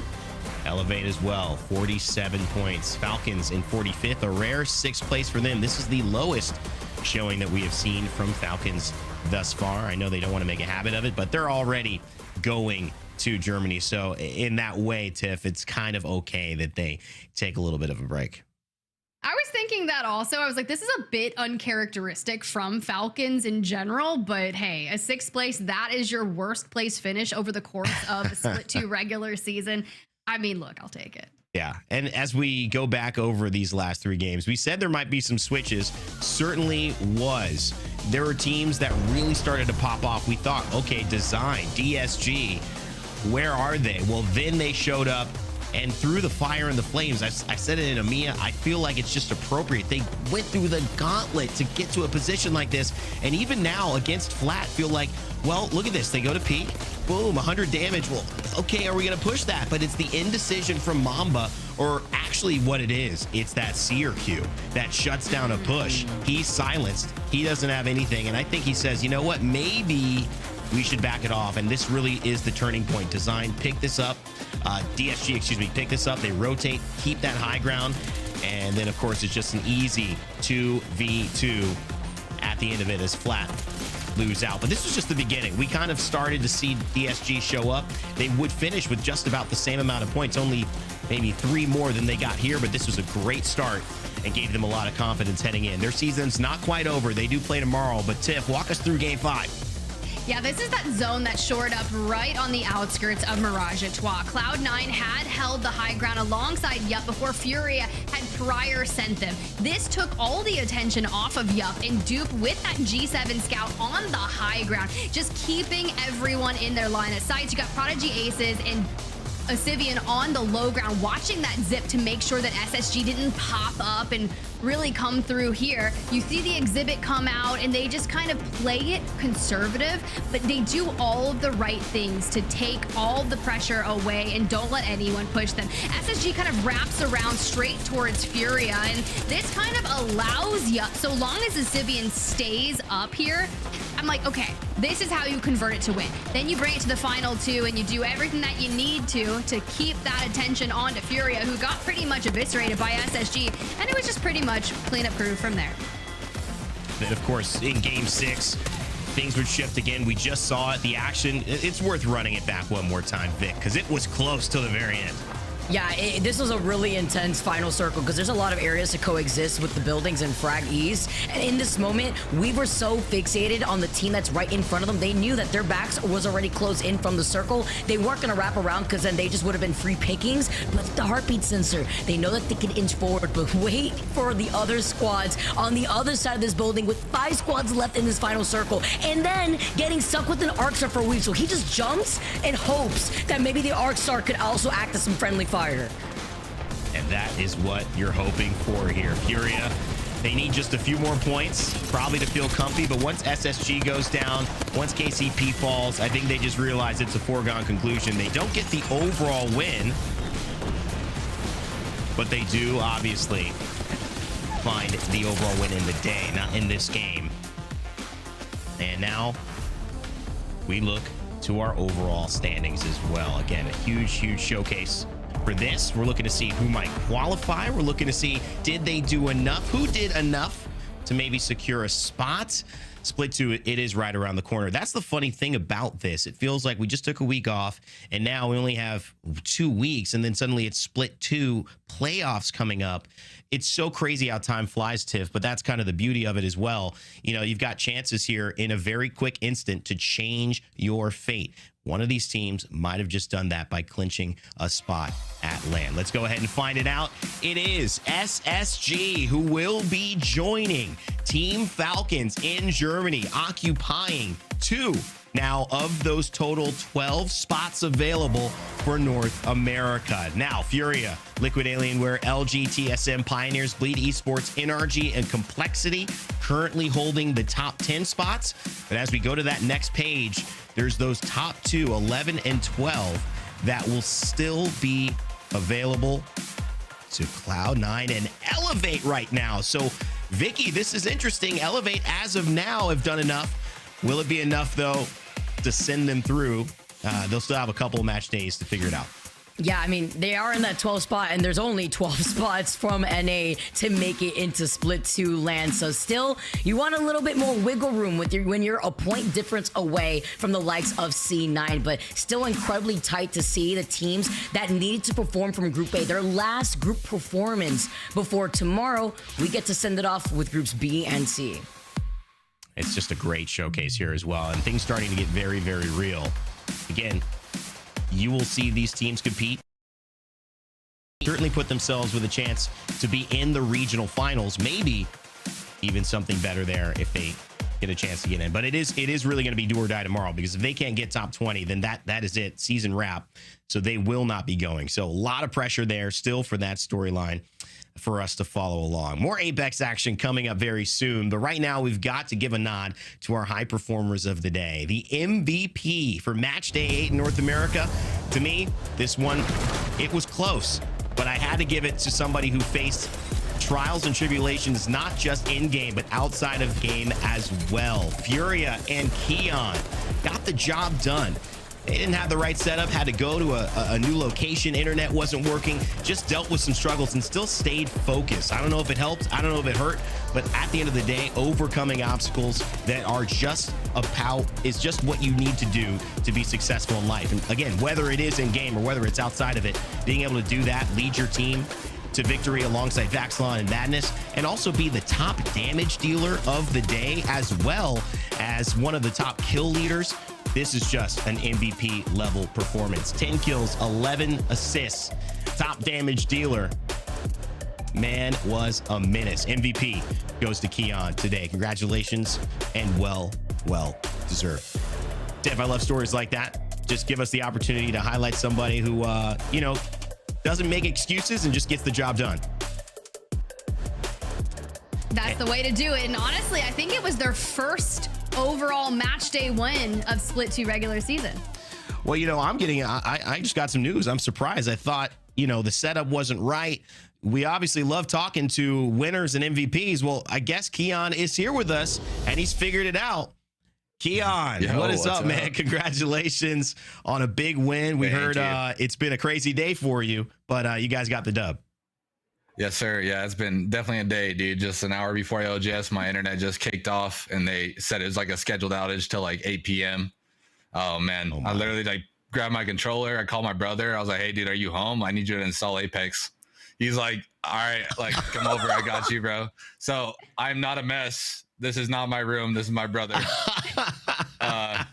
So you blame it on the brother, huh?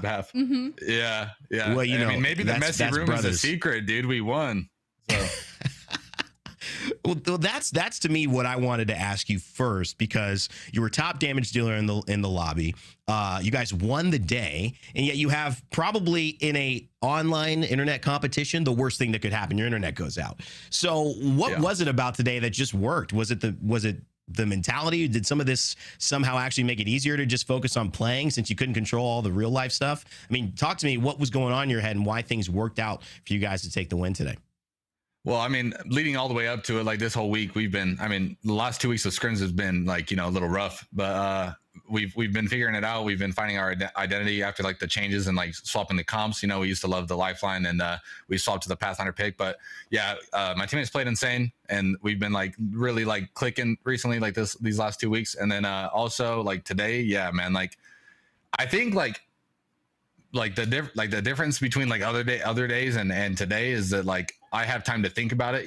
Today it was like I got to drive like 40 minutes and get my stuff set up really fast and get it downloaded. So it's like I didn't have time to overthink things.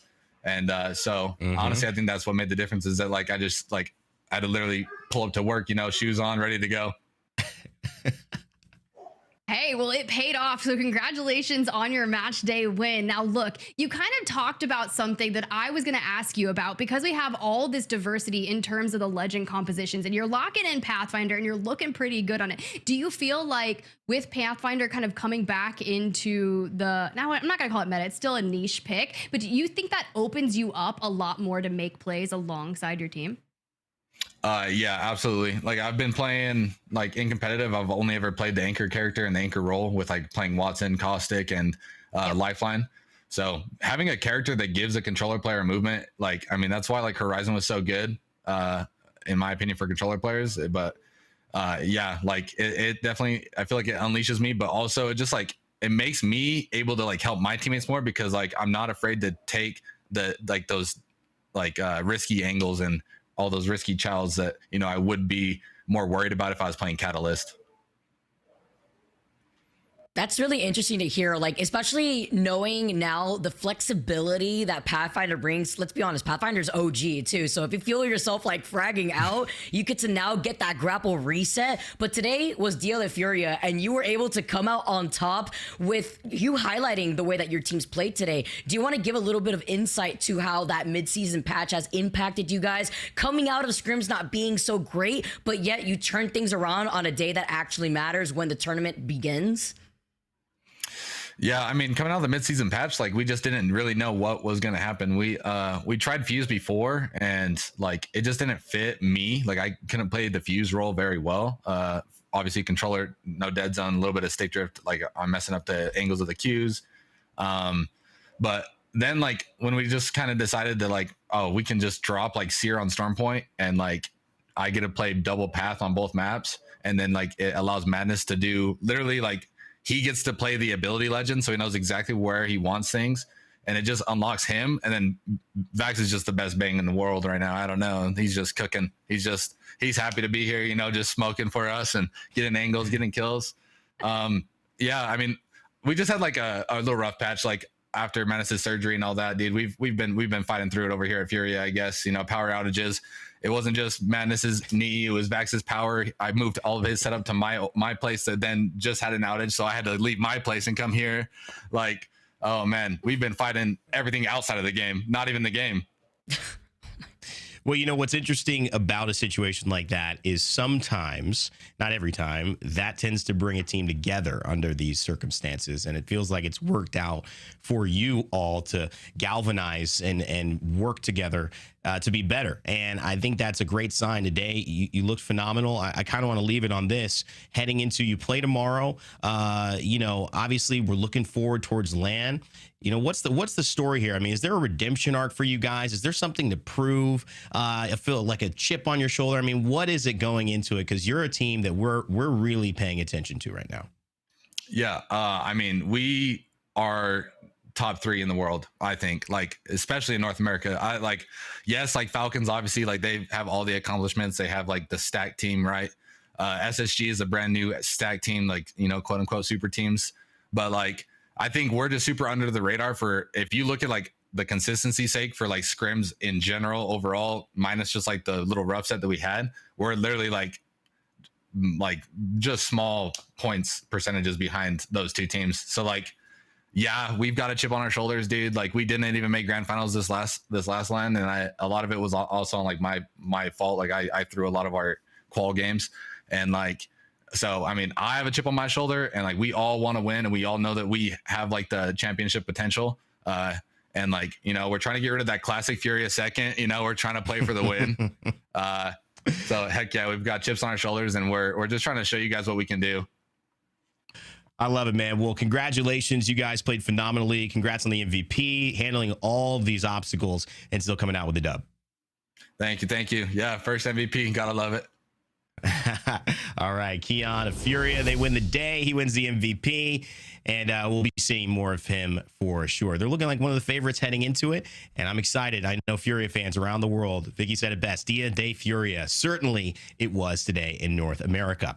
Okay, guys, looking to wrap it up. Tiff, it's been a great day so far. EMEA, North America, we've seen legend changes, so many things. What are your final thoughts as we look to close the show here for our match day 8? Honestly, it's so refreshing to hear from Keon and Furia with that chip on their shoulder. Final thoughts for me, man.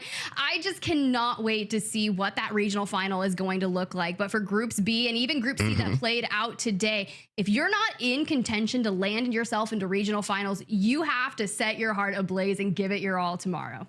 Set your heart ablaze. I mean, what? That's that's an Attack on Titan. Is that what it is? That's AOT? No, what is that? What? It's a Demon Slayer. Is that Demon Slayer? Okay, I don't know. I miss it. Vic, I want to make sure. Do you get a chance for some final thoughts? Yes, I do actually. Maybe from like Kaiju number 8 that I know that Tiff is definitely backing up out here, but feeling that you gotta feel the tide and armor coming in too, because right now Group A done and dusted. We now see where these teams have situated themselves in, but with one more day for North America to settle who is in the top 20 for this regional final, it's going to be everything, because yes, we've seen a lot of these teams, they have no issue getting the KP that they need. The question comes, how consistent are these squads in taking the win? It isn't even getting top 3, it's about getting the dub. And now with regional finals around the corner, we got to welcome another team to join the rest of the 12 squads that will be making over to split to land from North America. It starts to feel real, doesn't it? You start to see some teams punching their tickets and everyone else wants to be a part of that list. Well, thank you so much, Tiff. And thank you again, Vicky, as well. What a great show it's been. It's always awesome working with you too. I'll see you very, very soon. As we look to wrap up today, ladies and gentlemen, it just means that there's more on the horizon. And I would say tomorrow, but I want to let you know that tonight, APAC South begins their regional final at midnight Pacific time or 3 a.m. Eastern time. You know, I don't know if you're up at 3 a.m., you either didn't go to bed or you're like doing 75 hard and you're like guy who wakes up at 4 a.m. and you know, runs for an hour and a half. I don't know any of these people. I see them online. Maybe that's you though. And you can obviously catch that right when it starts. But of course, after that, we'll be having our match day 9 here in EMEA. We'll do North America as well. Group A done and dusted, but B and C, they have still got more action incoming. So stay tuned for all of that as well. I want to give a huge shout out to everyone behind the scenes who put this together. Esports Engine, EA, and Apex Legends as a game. In the meantime, why don't you go play it? A lot of break time, get some legend practice, check out some perks, and make sure to stay connected. We go live tomorrow for match day 9. It's going to be a fun one. And thank again to Tiff, to Vicky, and to every one of you who's been watching today. My name is Rain Day, and as always, remember to never give up, never stop gaming. We'll see you all tomorrow.